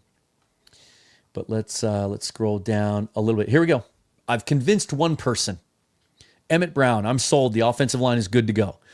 I didn't say good to go, but there are pieces in place. Pieces will be added, good pieces. I think it will be better. But again, keep in mind, even if they get Tevin Jenkins tomorrow, and then they go draft Gray Zabel at 18 to play center, I'll be popping champagne, and I don't even like bubbly. I think we'll all be celebrating that. It's not going to be great week 1. It's going to take that unit time to gel and come together. Offensive lines don't come together overnight. That's why this has to be looked at. I hope John Schneider and this staff and everybody else, and if I can give you any hope, I would say this. Guys like John Benton and Rick Dennison have been around this game for a damn long time. They had other opportunities. They could have gone and worked other places. I'm pretty sure in the recruiting pitch, they had to be convinced that there was a plan. This offensive line plan can't just be about, we got to nail this free agency in this draft. It's got to be about this year, next year, the year after. We got to give Charles Cross the 5th-year option. Has to be done. It's only an $18 million cap hit for 2026. That's reasonable. I wouldn't extend him yet. You have some other guys to take care of. Let him play on that option. But take care of that. You have to make a decision on Abe Lucas. If he has a good year and he's healthy all year, have to re-sign him. We have to stop this cycle of letting our own drafted players that we develop walk. Look at Damian Lewis's contract now, right? Let me pull that up. In the context of what we're doing now in free agency and some of these other deals, let me find this real quick. Because I did this on Twitter earlier today, and it just kind of blew me away. Damian Lewis, who I didn't think was a great player. I wasn't upset when we let him go, but he was good. He was solid, and he would have been an upgrade over Laken Tomlinson. Like, I think he would have been worth another win last year. It was a 4-year, $53 million deal. His first year cap hit was $4.9 million. These are his cap hits this year and the next 2 years: 14.5, 16.7, 16.7. Those cap hits are less than what we just offered Will Fries in average annual value. That contract would have been really doable. Wouldn't you like to have that now? Right? And so if Abe Lucas can go out and show he's healthy and he plays well, got to extend him. You got to keep him around, right? And then that's really all you'd have to worry about for at least the next 2 years. Christian Haynes establishes himself. He's not, you've got 2 years before you have to think about extending him. Center's the same deal. Sundell would be 3 years if he takes the job. So now you're starting to get to where the Philadelphia Eagles are, where they're going to keep drafting and drafting. They've got their veterans in place. They're going to keep drafting offensive linemen because eventually these guys are going to go old, or they're going to get too expensive, or they're going to get injured or whatever. And you can't just say, okay, I'm done. And I wanted to, here, I made some notes about this as an example, as an analogy. And this would play into the, hey, how can we trust John Schneider? Remember the state of the defensive line 10 years ago? That was the Achilles heel on this football team. We just couldn't get a pass rush. And we couldn't acquire and keep good defensive linemen. Our draft picks were busts. Free agency didn't work in our favor. We traded premium draft capital for players only to watch them walk away a year later. Here's just a little walk down memory lane, right? 2016, 2017, Cliff Averill retired and Bennett was released. And from then until last year, I would argue, defensive line was a problem, right? 2018, we got a big year from Frank Clark and Jaron Reed, but there was very little else. But then Frank Clark got to the end of his rookie contract. He wanted $20 million a year, and the Seahawks weren't willing to pay it. So they traded him to Kansas City for a first-round pick. In that draft, they were looking to replace Frank Clark. We all knew going into the draft. It's kind of what I won't say that. Sometimes I get on tangents. Sorry, guys, and I was about to, but I'm going to bite my tongue on that one. So it was a very, very good defensive line draft, both at tackle and edge, very similar to this year's. There were guys like Rashawn Gary, Jerry Tillery, Christian Wilkins, Dexter Lawrence, Montez Sweat. The Seahawks were drafting 21. They traded down. There was some indication that they really wanted Rashawn Gary. They thought he was going to be there at 21. He went at 11. That was a surprise. And then Montez Sweat went before their pick. There was some speculation he might be the pick. So they traded down to 30. I remember the reporting at the time, thinking they could still get Jerry Tillery. Nope, he got sniped. So they traded down again. They missed out on all of those guys I just mentioned. They settled for L.J. Collier. How did that work out? Right? So then 2019 to 23, they were chasing defensive line. Every year they were just chasing it. They could never catch up. Right? Guys like Kerry Hyder and Al Woods and Poona Ford. That was your starting defensive line in 2021. 2022, you swap out Hyder for Shelby Harris. They trade for Sheldon Richardson. Second round pick to get him. He walks after that year. They trade for Jadeveon Clowney. He walks after that year. They trade for Carlos Dunlap. He's kind of up and down. They drafted Darrell Taylor and Alton Robinson in the same draft. Robinson gets hurt, has to retire. Darrell Taylor never lived up to expectations. Rasheem Green never lived up to expectations. They were always chasing that. And I remember the narrative back then was, these guys can't build a good defensive line. But they fixed it. They got on top of it. And now they're in a position in a very, very, very good defensive tackle and edge class to add to a strength. They can get there with the offensive line. So just one example of a legitimate example of where a position group was a problem and then they fixed it. I would argue running back, same thing. Remember how rough that was for years? When Marshawn Lynch had to come off the couch in 17 or 18 during a playoff push, and because everyone got hurt. And then Chris Carson looks like he's going to be a franchise running back, bell cow. He gets hurt, has to retire early. Penny, Procise, like that was kind of the cursed position for years. We never, ever thought we were going to get that straight. And now we have more running backs than we know what to do with in a historically good running back draft class. And some of us are looking at mock drafts and going, I want one of these guys, but is there a spot for him? Are we going to let Kenny McIntosh go? George Halani, maybe, because I do think they'll carry 4 running backs this year. But that's just another example of a position group that just we can never get on top of it. Receiver, same thing. For years and years and years, we never really had a true number one. Pedestrian receivers won the Super Bowl. Remember that? And then we had a loaded receiver room that was the envy of a lot of teams in the league. 2/3 of which are now not on the team anymore. But let's not talk about that right now. Let's see.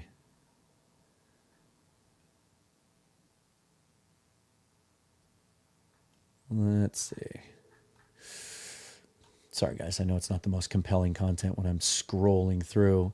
Ernie Wren became a new YouTube member. Thank you for joining. Good to have you. Happy you're here. All right. So this is fun. I talked about how trades are a possibility. And I get this question a lot, or I have today. Well, they have all this money to spend. What are they going to do with it? Right? First of all, I think it's a slippery slope always in any sport, no matter what. We have all this money, let's just spend it. Because that gets teams in trouble. Who did Harold Landry just sign with the other day? That was an example I thought of. Like, he got way overpaid. He's a mediocre pass rush on the downside of his career, but somebody was sitting on a bunch of money and they needed a pass rusher, and they were apparently too impatient to wait for the draft where there's a bunch of good pass rushers, and they signed Harold Landry to a big contract. Just because you have money doesn't mean you have to spend it. You can, be flexible later. Someone becomes available that you didn't know was available, or even at the trade deadline. It's always nice to have $10 million in cap space at the trade deadline. You can go take someone's, cap casualty off their hands. But look for trades. And I'm just kind of connecting some dots in my head. This is what sort of changed my view of what might possibly happen, because it's pretty easy to sit here right now and think the defense is set. We want to add to it in the draft, certainly at every level.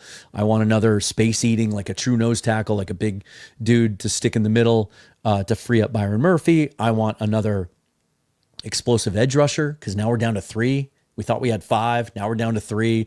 And Nwosu's had some injury issues. Let's add a guy there. Let's add a third linebacker to work in with Jones and Knight, and maybe even, protect against if Jones' knee is an issue. Let's add a good corner, because we're not really sure about the depth there. Let's keep adding safeties, so you always have a young guy on the way, right? Let's add to strength. But they tried to get Max Crosby last week. We know this. They tried to offer Geno Smith and DK Metcalf for Max Crosby. They took a shot. So for anyone who thought, wait, we have Boye Mafe, it's Max freaking Crosby. You go get a guy like that. If they had thought Myles Garrett was attainable, they might have called on him. If there's any idea that they might think Micah Parsons is available, they'll call about it.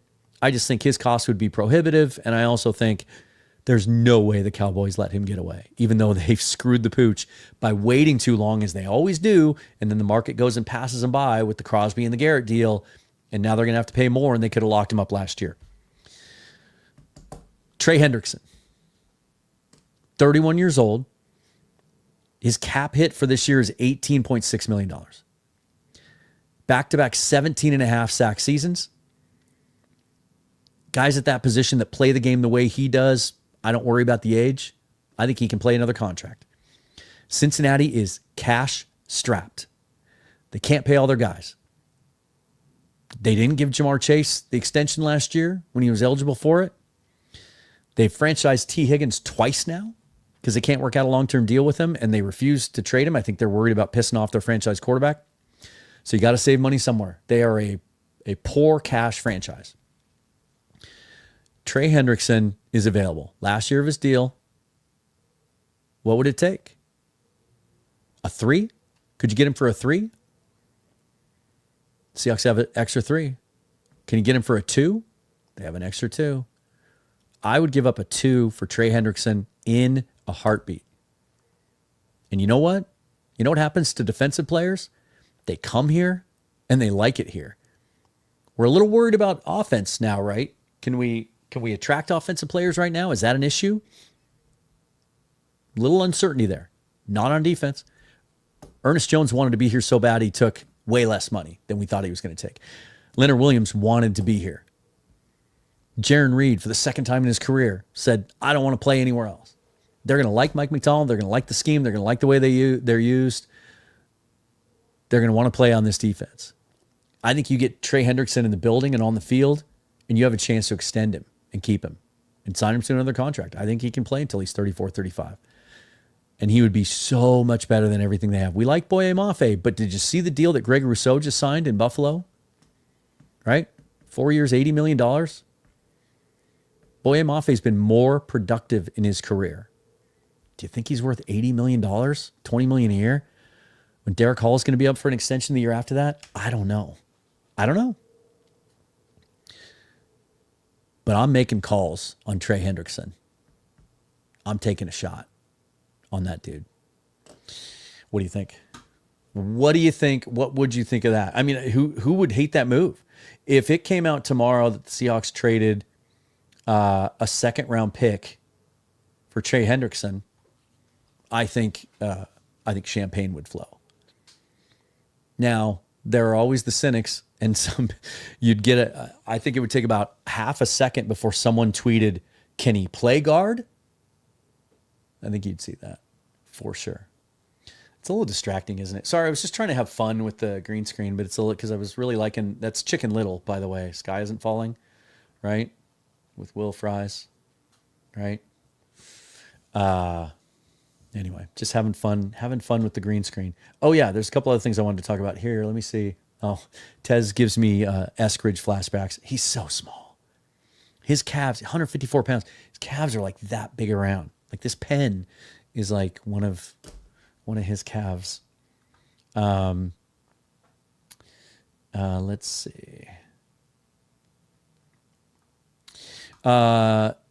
Nick Lyon 11 says, agree with signing Zeitler over Tevin, less risky, developing young bucks. I really do like the idea of a veteran. And if they're not sold on Tevin Jenkins or someone else snaps him up or whatever, like I'm okay with Kevin Zeitler. My only issue there is, well, first of all, we tried to sign him last year and he chose to go to Detroit. Now, does that mean he just didn't like the situation here or just that he wanted to chase a ring? Maybe he's not a West Coast guy. He played in Cincinnati and then Baltimore, right? Before Detroit. He's 35 now, still played at a high level last year. He's a mauler and all of that. He's a right guard, but we saw Haynes play some left guard last year. So, hey, if you can get Kevin Zeitler, I do think it's one of the reasons I really wanted to grab a veteran because our line is just so young. And it's not like Will Fries is a grizzled veteran. He's 27 years old. He's only played in the league 4 years. Tevin Jenkins the same way. But if you can get Kevin Zeitler still playing at a high level, like that would be a 1 year signing I could get behind. I wouldn't mind that. I would even offer him a 2-year deal. Like get him in there. But then keep drafting, right? Like don't let up. Don't think, okay, we're good. And let him be that leader. Like Laken Tomlinson filled that role last year. They loved him in the locker room, said he had a great influence on some of the guys and everything else. He just got $5 million from the Houston Texans today, but he just didn't back it up on the field. Kevin Zeitler can still play. So I could get behind that one easily. Brandon Scherf's the other one that I'm not quite sure. He's 3 years younger than Zeitler, 6-time Pro Bowler. He's a pretty elite pass protector and even still graded out really well in pass protection last year. Struggled some in run blocking. He's a right guard too. I'd prefer to get a guy at left guard and be able to leave Christian Haynes on the right side. But, Scherf's a guy too. I just don't know.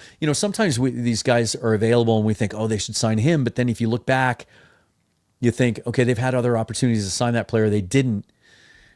Keep this in mind. The pro personnel department of the Seahawks, they rate and grade players around the NFL in much the same way that the college scouting staff spends the whole year putting a draft board together. They have boards in their war room ranking players in the league. So when free agency comes up, they have them graded and ranked just like they do for the draft. And so if there's a guy that for whatever reason they just don't have graded very high, they're not going to jump on him just because they have a desperate need. Brandon Scherf was available for nothing at the trade deadline last year.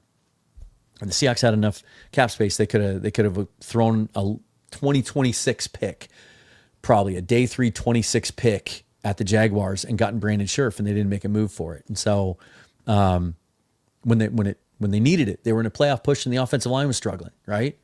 And they had some injuries. So if they didn't do it then, I don't know that they would do it now, at least as it pertains to Scherf.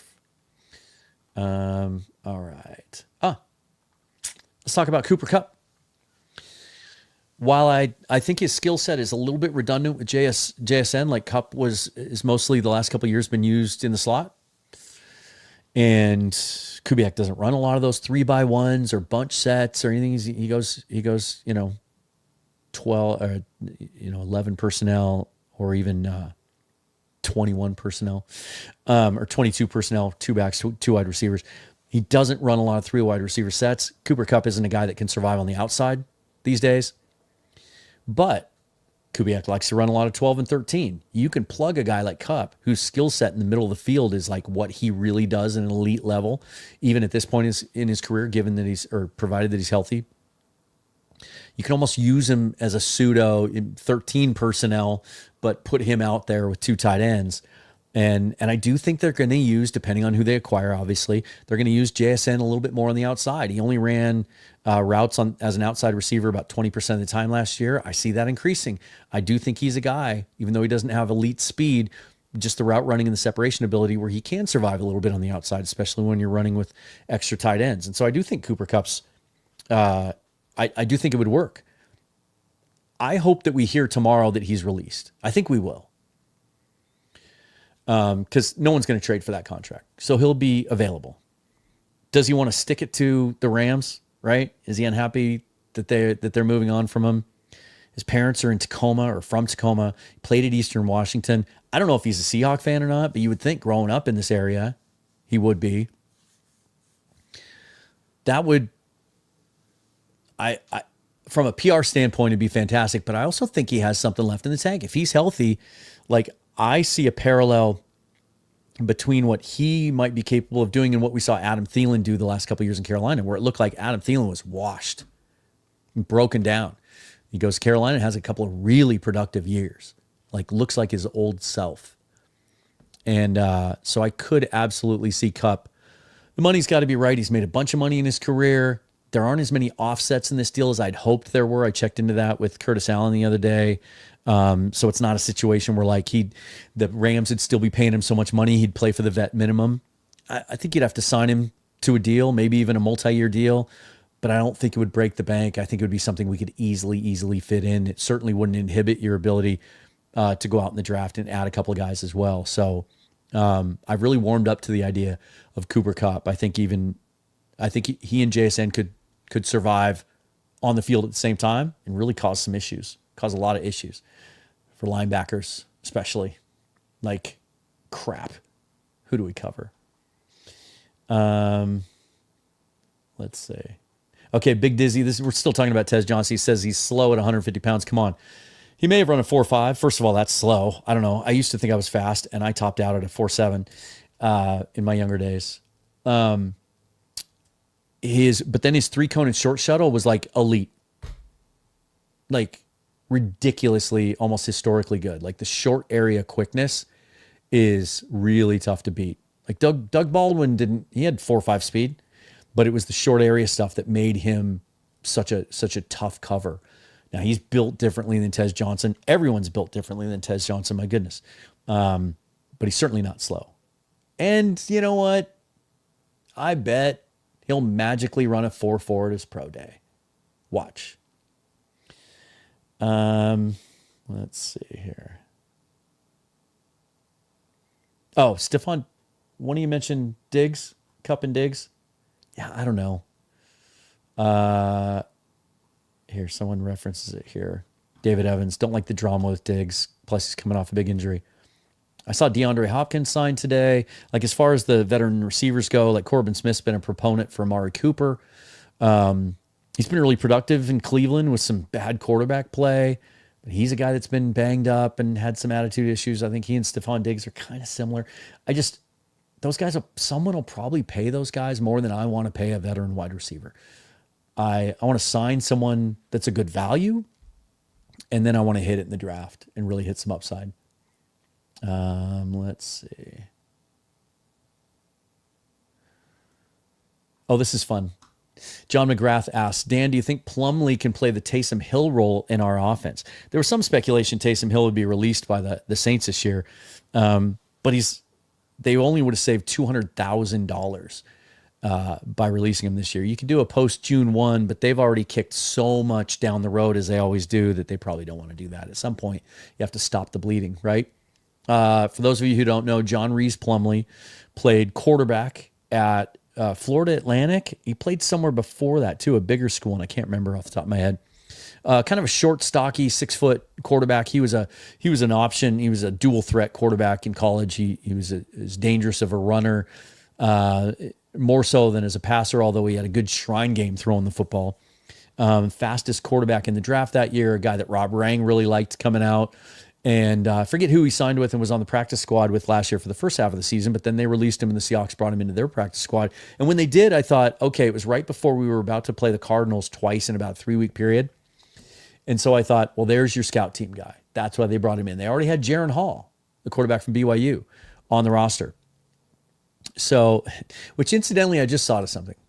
Sam Darnold, we just signed from the Minnesota Vikings. That's where Jaron Hall came from as well. So they would have been in training camp together last year. That's interesting. But Plumlee, and then I thought that's what he'd be for. And then they carried him on the practice squad all year. I thought Seahawks don't even carry a practice squad quarterback sometimes at all. Now they have 2? Like, that's weird. Well, then it came out they elevated him for the last 2 games of the year, or the last game, as a slot receiver. And then it became known that they had converted him full-time to slot receiver midway through the season. So he's a fun guy, kind of thickly built, like think Wes Welker, right? Athletic, explosive, but has experience as a quarterback.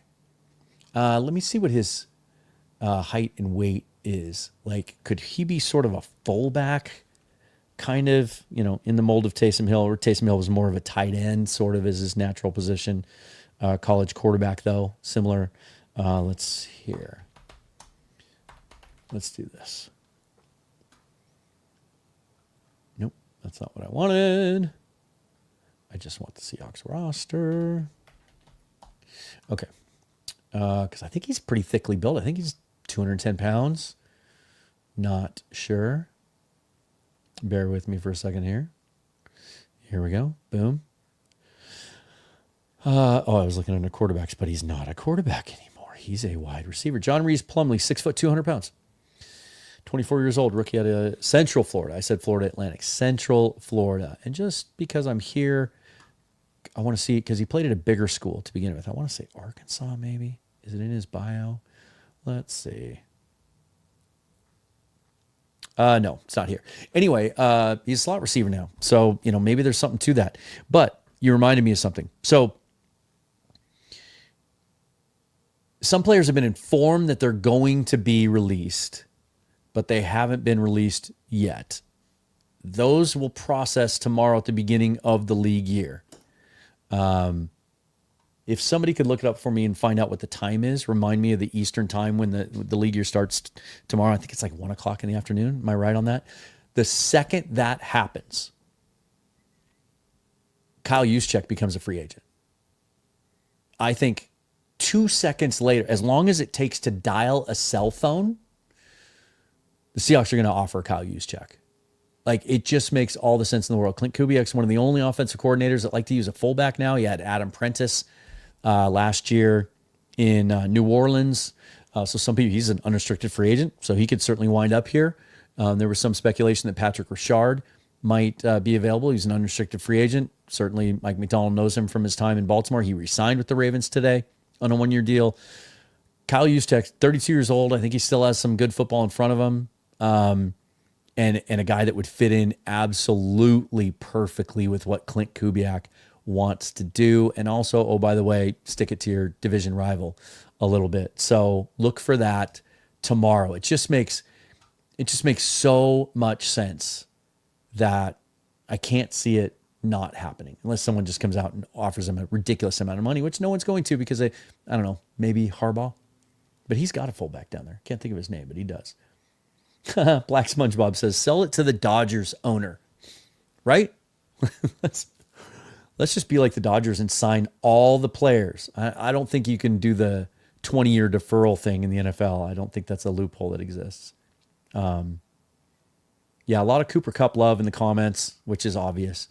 Dude, he would be one of the most celebrated free agent signings, I think, ever. Even, given his age and injury history. Did I get this one already? I did. Okay. Dominic Scott, thank you for the donation. $1.99. Zeitler, Jenkins, Juice, Cup, and Hendrickson. Yeah, that'd be nice. That would work, right? I think we would all feel pretty good about that. Dogzilla Monsters quoting song lyrics. It tells you what a long day it's been. Little lightning crashes from Live there. Great song. Great band. Yeah. John McGrath. Hendrickson destroyed us here in Seattle. Would love to have him do that to the Rams and Niners for us.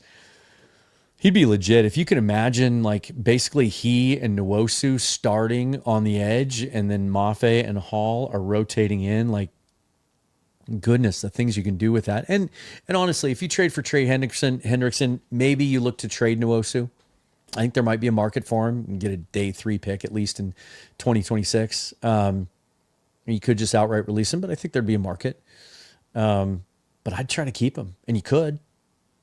With all the cap space we have this year and next year, you could easily fit Hendrickson in there, especially if he's open to a contract extension, right? Really lower his cap hit this year, tack 2 years on. That's a guy that I would do void years for. He's that good. He's that valuable. And pair him with those other 3 guys. My goodness, you could run some NASCAR packages and stuff and get a bunch of those guys on the field at the same time. Man, that would be fun. We would have, I think if we were to trade for Trey Hendrickson, I would do an all-day marathon live stream.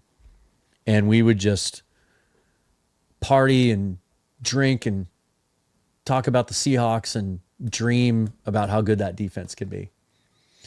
Zachary asks, I like the Hawks drafting Scattaboo Cam Scattaboo out of Arizona State. Here's the thing about Scattaboo. Like, you may not think the Seahawks have a need at running back, because they don't. But John Schneider has raved about this running back class. It's good. The thing that makes this thing unique, they were saying the other day at the Combine, it was the fastest overall group of running backs they've ever had at the Combine since they started covering it in 2002, I think. And it's not a bunch of tiny scat backs. A lot of 200, 210, 220-pound backs, and they were all running 4.3s and 4.4s. It was amazing. Well, Scattaboo didn't test. And the knock on him is the straight line speed testing might not look that impressive. But apparently he's expected to jump really well. And then the short shuttle and the 3-cone stuff's supposed to be really, really good, which shows up on tape. And then it's the physicality.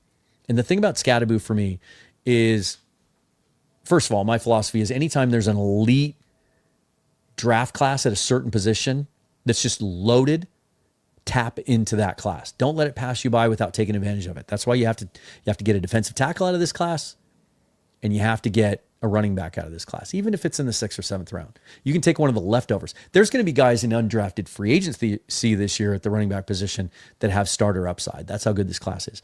But the thing that's intriguing to me about Scatterbo and the way he plays is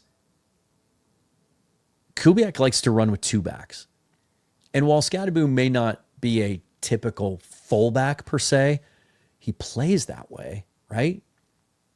Could you imagine? Like, I want to see Zach Charbonnet and Ken Walker together in the backfield next year. But could you imagine Scatterbo and Walker? Just, man, the way he plays, it's Marshawn Lynch-like, isn't it? I think Seahawks would think that looks pretty darn familiar. Hawk's Eye View says, I like Donovan Edwards. Did I not mention him? Was he not on my list? Because I was talking about him with a buddy all day long. That was just a miss on my part. Sorry about that, guys. Yeah, Donovan Edwards is, I think I had him on my list. Oh, no, you're talking about the running back. I was talking about Donovan Jackson, the guard from Ohio State. Yeah, Donovan Edwards is really, really interesting. Running back, Michigan. Remember that freshman year he had? Almost 1,000 yards. He and Blake Corum were that tandem. And then he just kind of lost his juice, just kind of slipped. He was 500-600 yards in production a year. Although he looked like his old self in the national championship game against the Huskies, right? Just running away from everybody. He's a bigger back, but he doesn't look big, if that makes sense. Like, really, really smooth. And he's a guy that's such a good pass catcher and a third down guy that at the opening press conference in Mobile at the Senior Bowl, Jim Nagy said some teams look at Donovan Edwards as a guy that can play slot receiver, like full time. Like, he's that good at running routes, catching the football. Thought he looked really good at the Senior Bowl. Thought he had a really good combine. And he's a guy that in mock drafts, I can get him in the 6th, 7th round all the time. And because of this class, he's been pushed down. I mean, I see him going higher than that, but he's kind of, every year there's guys in mock drafts that I take in the 7th round because they're just always there based on that mock draft simulator, even though I don't think they're going to be, but it makes too much sense. And that guy for me this year is Donovan Edwards. John McGrath, which DB would be a good fit in the later rounds? There's a couple of guys that I saw at the Senior Bowl that are pretty consistently there in like the 5th, 6th round. You're not getting any big long corners late in this draft. There's just not that many of them. If you want like an old school Pete Carroll type boundary corner that's 6'1", 6'2", guys like Darian Porter or Trey Amos, you're going to have to get those guys on day 2. But you're talking about 5th, 6th round. Mac McWilliams from UCF, Jalen Smith out of USC is a guy that I really liked at the Senior Bowl, especially in the red zone stuff that they ran, really sticky in coverage. Those are 2 guys right there. They probably are slot guys though. And then Quincy Riley out of Louisville, who I think is moving up a little bit, but he was another guy that just he might have been the best cover corner outside of Azariah Thomas from Florida State that I saw at the Senior Bowl. And a guy that the Seahawks met with, I believe, at the combine. Kobe Bryant's another one. He's really skinny. But so was Wiggins last year, and he went in the 1st round of Baltimore. Went to the Shrine game instead of the Senior Bowl, so I didn't get to see him up close. But the reports were, I think he opted out of the game because he had such a good week, but he was just so tenacious in coverage, really, really good man coverage skills, even though he's 170, 180 pounds, a little bit over 6 foot. He's got that cornerback attitude, though. Seahawks interviewed him at the combine, and he was asked, like, we already have a Kobe Bryant, so what would we call you? And he said, you can call me Mamba. So I kind of liked that answer. This is another guy too that's kind of rising up draft boards. I think Noel Williams. He's a little bit bigger corner, right? He's 6'1", I think, and he's a guy that's played a lot of football. I think he's one of those dudes that has like 50 games starting under his belt. Caleb Ransaw in the 7th in my mock. That's another guy that really flashed down in Mobile for me. Lethal Lance says, if you bring Charbonnet into the defense, you're running gap. I don't think so under Kubiak. They'll still run some gap on occasion, but he's like 70% wide zone. And I think Charbonnet can do okay with that. I do. I think he's pretty patient. He likes to wait for his blocks to develop and then stick his foot in the ground and commit. I think Charbonnet is a guy that's more effective when you're under center. I remember the New England game last year when Walker was out and they fed it to Charbonnet quite a bit, and he didn't produce much because it just seemed like he was running in quicksand because everything was deep pistol stuff. He's getting the ball 5 yards deep in the backfield. That's not his game because he's not one of those guys, unlike Ken Walker and Ken McIntosh, that on their second step, they're at full speed. Charbonnet takes a little bit more time. And so I think under center wide zone, I think plays right into his game because that's what Chip Kelly ran at UCLA. I think that's his wheelhouse, man. All right, you guys. Let me just check my notes because sometimes I forget things. I think I touched on everything. I've got a list of draft needs here. I think I touched on them all. We didn't talk about the quarterback position today, but that's been talked to death and will continue to be moving forward. I will say this. This is the note I'll end on in reference to the quarterback situation. I've kind of changed my view on that in the last 24 hours. When we signed Sam Darnold, I thought, okay, I like it. Got to build the offense. Got to protect him, right? But he's a 27-year-old quarterback who's everything that you look for in a quarterback and kind of Geno Smith 2.0, right? He got a second chance or third chance or a fourth chance, really ran with it. He's got incredible arm talent. His athleticism is really underrated. Kubiak likes to run a lot of those rollouts and stuff. I think we're going to see him, I don't know, maybe I'll put the over-under on his rushing yards at 300. Like, I think he'll impact games with his legs. We saw him beat us with 4 minutes left in that game at Lumen Field on a game when the pocket was a mess, and he maneuvered in it very Geno Smith-like and kind of moved up in it and threw that ball on the run, threw an absolute dime into a tight window for the touchdown. But when we signed him, I thought, okay, there's no guarantee that he's going to be a legit franchise quarterback. He still has that ceiling. He could take this thing and run with it and earn another extension, and he could be our quarterback for the next 10 years. That possibility exists, and that's exactly why they signed him. Because once they lost Geno Smith, there was only one place to turn when it came to veteran quarterbacks that made sense if you're still trying to win today and you're not just trying to tear it down and rebuild. And that was Sam Darnold. And so they did a really nice job of getting him in a good number, in the prime of his career. So that being said, I thought in the first moment that it became official, I thought, okay, cool, have to package it with a draft pick and potentially a very high one, maybe even 18.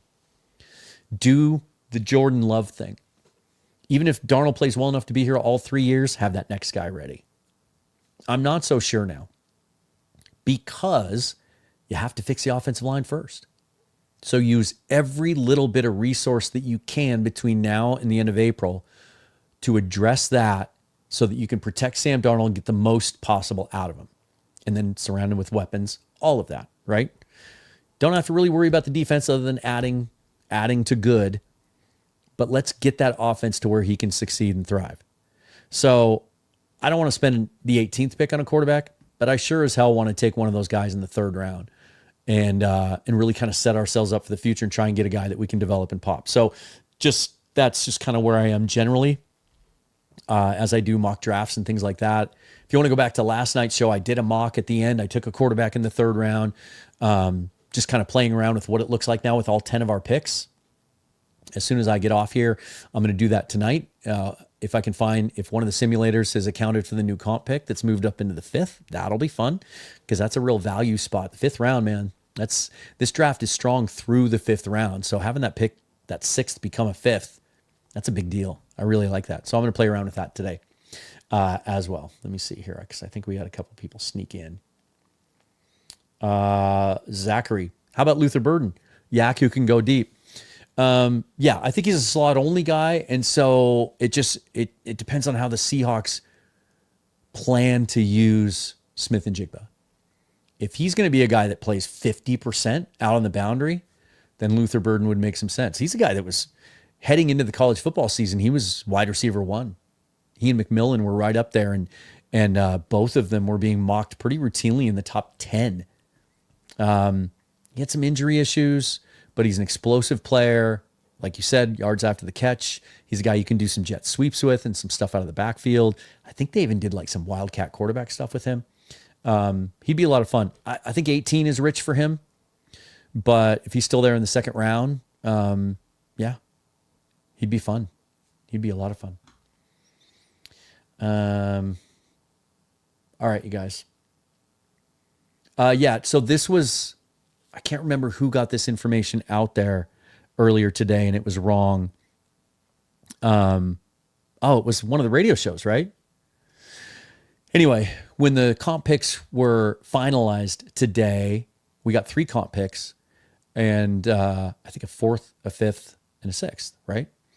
And so there was a lot of thought that, we started the day with 10, now we have 13. The comp picks all throughout this process, all year long, you go to Tankathon, you go anywhere else, the mock draft simulators, they already baked in the projected comp picks based on, I think mostly based on the work that Nick Cordy does for overthecap.com.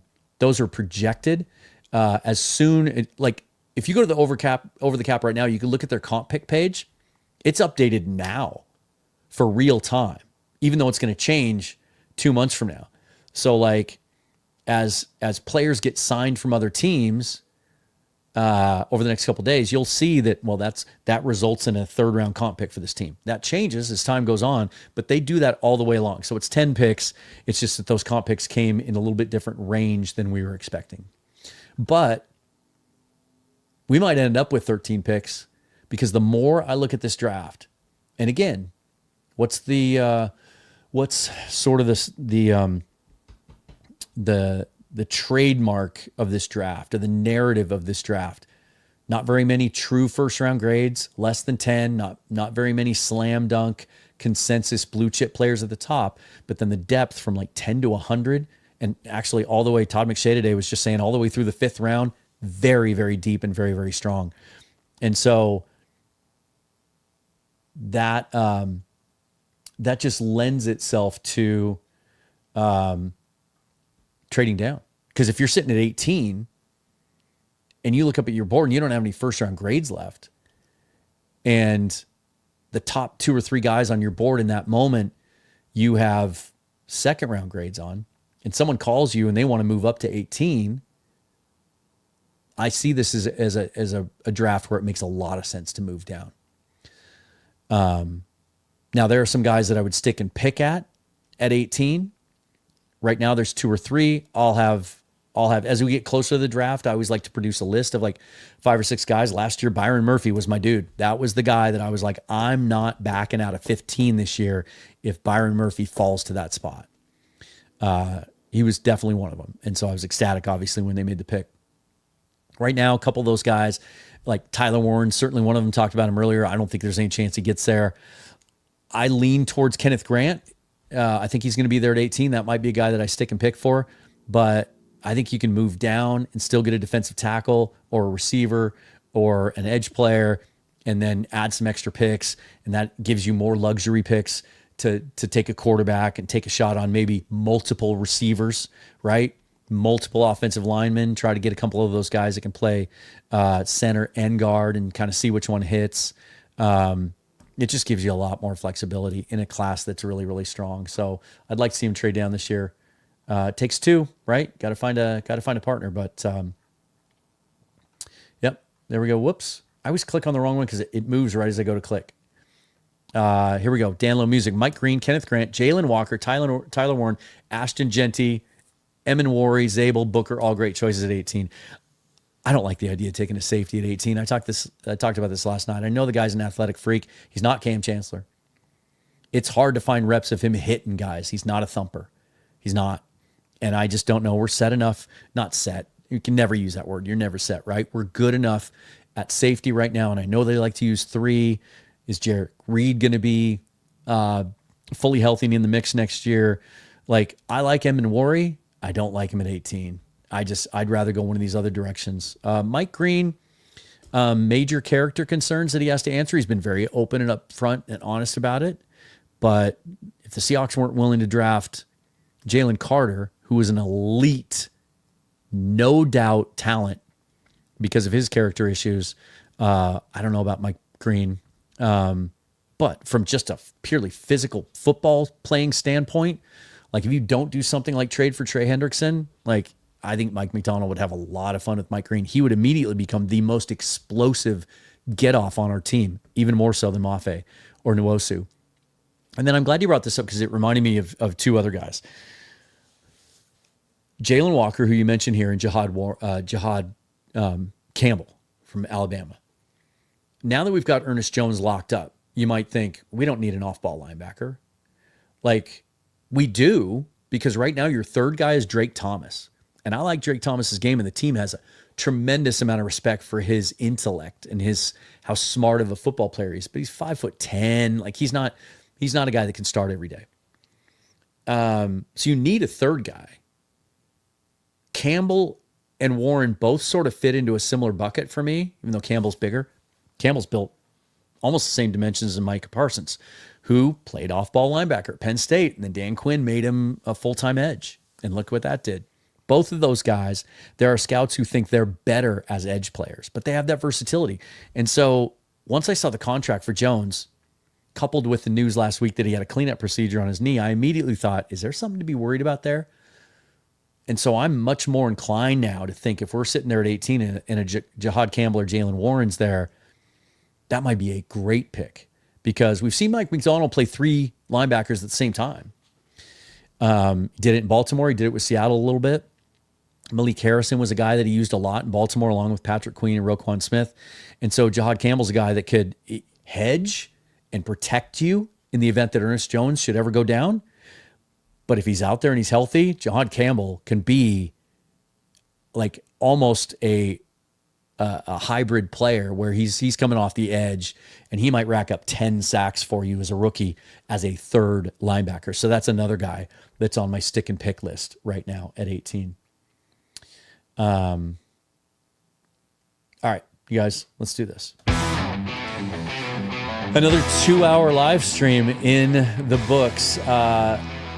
Thanks to all of you for playing along today and mostly positive comments. I appreciate that. Look, at the end of the day, I get as passionate and fired up about this stuff as anyone. I get upset about it too. If you follow me on Twitter, you've seen that, right? You've seen the difference in how I tweet during a game when I'm there as opposed to afterwards when I'm breaking it down and analyzing it. Once I get a little time to think about it rationally, as GMs actually do, I usually arrive back at this place. It's what I hope to continue to build this channel around is, hey, let's be pissed when it's warranted. Let's be critical when it's warranted. But at the end of the day, it's freaking football, right? It's sports. We do this for fun. It's fun, damn it. It's my favorite line from Bull Durham when he goes out and he talks to Nuclear Loose and he's all pissed at him because he's shaking off all his pitches and he's walking back to the home plate and he goes, it's fun, God damn it. Let's have some fun. Football is fun, God damn it. So let's have fun with it, right? We have 6 months until the first game. There's a lot of moves that can be made, and I still have a pretty strong hope and belief that they're going to get this done. I think Mike McDonald's a special coach, and I think they just were under the gun and behind the 8 ball and ran out of time and didn't have enough options last year at offensive coordinator. But this staff they assembled on offense is a prime grade A staff, and I think they're going to get it done on the offensive side of the ball. And this team is going to have a good future. Here we go. We got one last one. Oh my goodness! Thank you so much, me. $49.99 donation. Really appreciate it. You've done this a couple of times for me. Thank you. It means a lot to me. It's fun, Dan. Keep up the hard work. It's fun, God damn it. Forever and always, go Hawks.